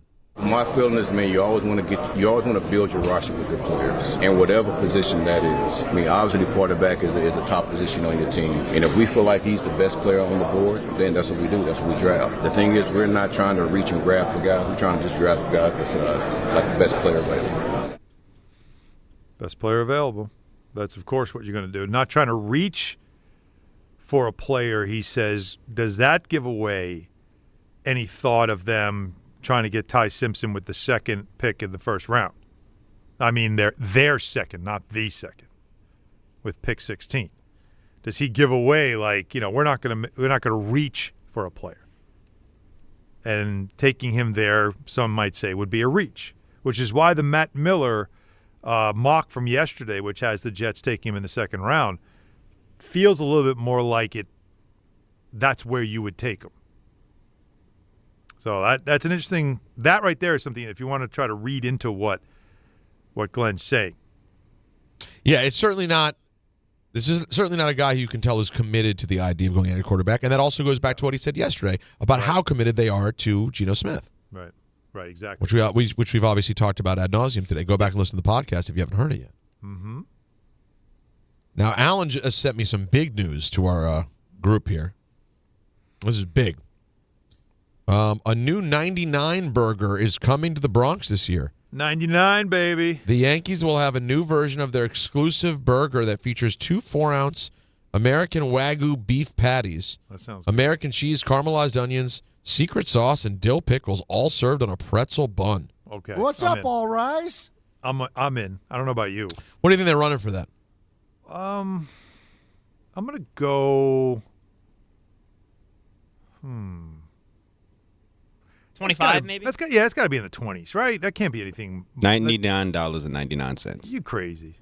Well, no, you're joking, right, Jacob? You got to be joking. No, I would just have to guess. Why would they charge $99 for a hamburger? Because it's a Judge burger. Because it's Judge burger, and then just. I think you should sell it for $9.99, but what do I know? Yeah, how about $9.99? I wish, because the tenders are just so expensive that if I had to guess, the burger would be just as expensive. It's definitely going to be like a $24, $25 burger. What do you think? Oh, yeah. I mean, these days, I'd say minimum 20. It doesn't say. I'd say it's a minimum 20. Guys, this is a missed opportunity for us. Go ahead. I hope you follow along with me here. Sure. What do we do? The reason that this is all coming out today is because the media gets to try all the food. What? So the Mets had this last week. What are we doing? The Yankees had this This today. is wrong. All right, this is. How do we get involved in this situation? I don't know. It's kind of late now. Well, no, this year, yes. Well, but we should have I plan been on ready being for here next year. Do you guys? I don't know. You never know. Well, wait a minute. Look, I don't know if I'm here tomorrow. Oh, well, okay. Yeah, no one knows anything. No one knows this. Tomorrow's not promised.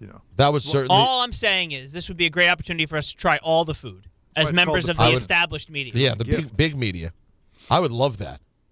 I would be all about this. That would be. Well, what time of day are they doing this?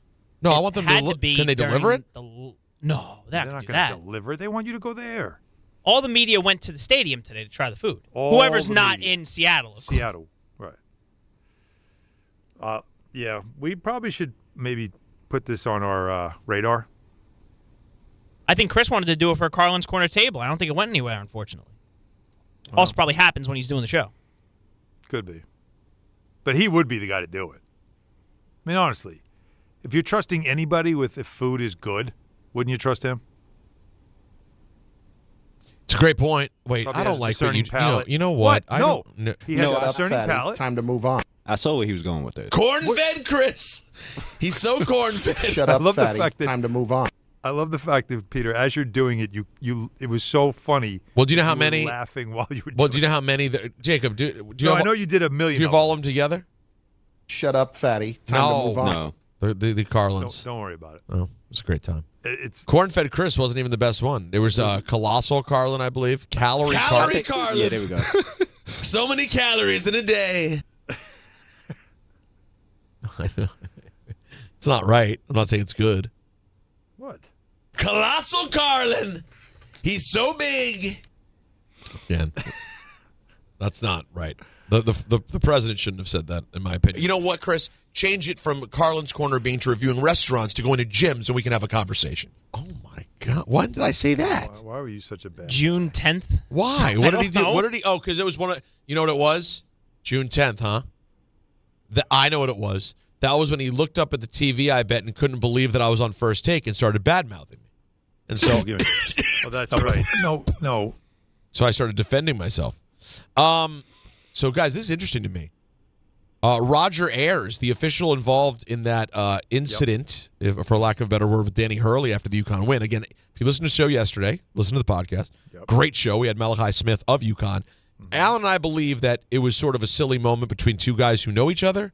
Either way, Ayers will not get the Final Four assignment. Now, listen, he may not have been getting that assignment no matter what, but they announced the 11 officials for the Final Four. And that official who bumped faces, for lack of a better way of describing it, with Dan Hurley will not be in the Final Four. He said nothing happened, right? Like, didn't really recall it. It was a crazy moment. Yeah, I don't think it was anything. Let's get to these big drop madness results. All right, let's go. All right, you guys have these ready? I'm just going to read the results. You play them for me. Here we go.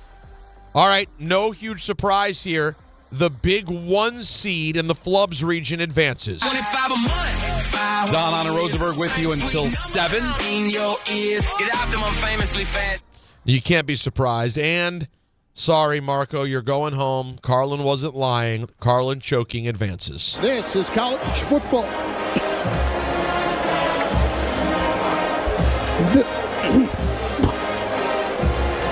Excuse me, this is college football on ESPN Radio. Oh, my God. The best ever. Oh, my God. I know. The funny thing is, it's like it is a drop where Carlin looks like a bit of a fool, but he's also so funny in the drop. It's not just the coughing. He's hilarious. I love that he's fighting it. He's fighting it, and then he can't take it anymore. All right. A big day for me. The funny region, the 1 seed advances 56-44. A little yo-yo monkey boy, he wanted me to jump up and make the jokey so the people go laugh time. Now, of course, Don, just because he's Don, still 44% for Cake, which shouldn't have stood a chance. However, the 1 seed narrowly winning in the troubling region. I had diarrhea that you dream about. So there you go. Off to the Elite Eight you go. That'll do it for ENN, brought to you by Fanatics Fest NYC. Fanatics Fest returns to the Javits Center July 16th and 19th. Aaron Judge, Jalen Brunson, John Cena, so many more. Tickets available now at fanaticsfest.com. Guys, we are heading off the air right now because Rangers-Devils pregame is happening right now on our air. However, if you want to hear the puck drop and the whole game, it's only on the ESPN New York app coming up after the pregame. We will see you guys tomorrow at 3 p.m. Tonight on SNY, Kodai Senga makes his 2026 debut as the Mets continue their series against the Cardinals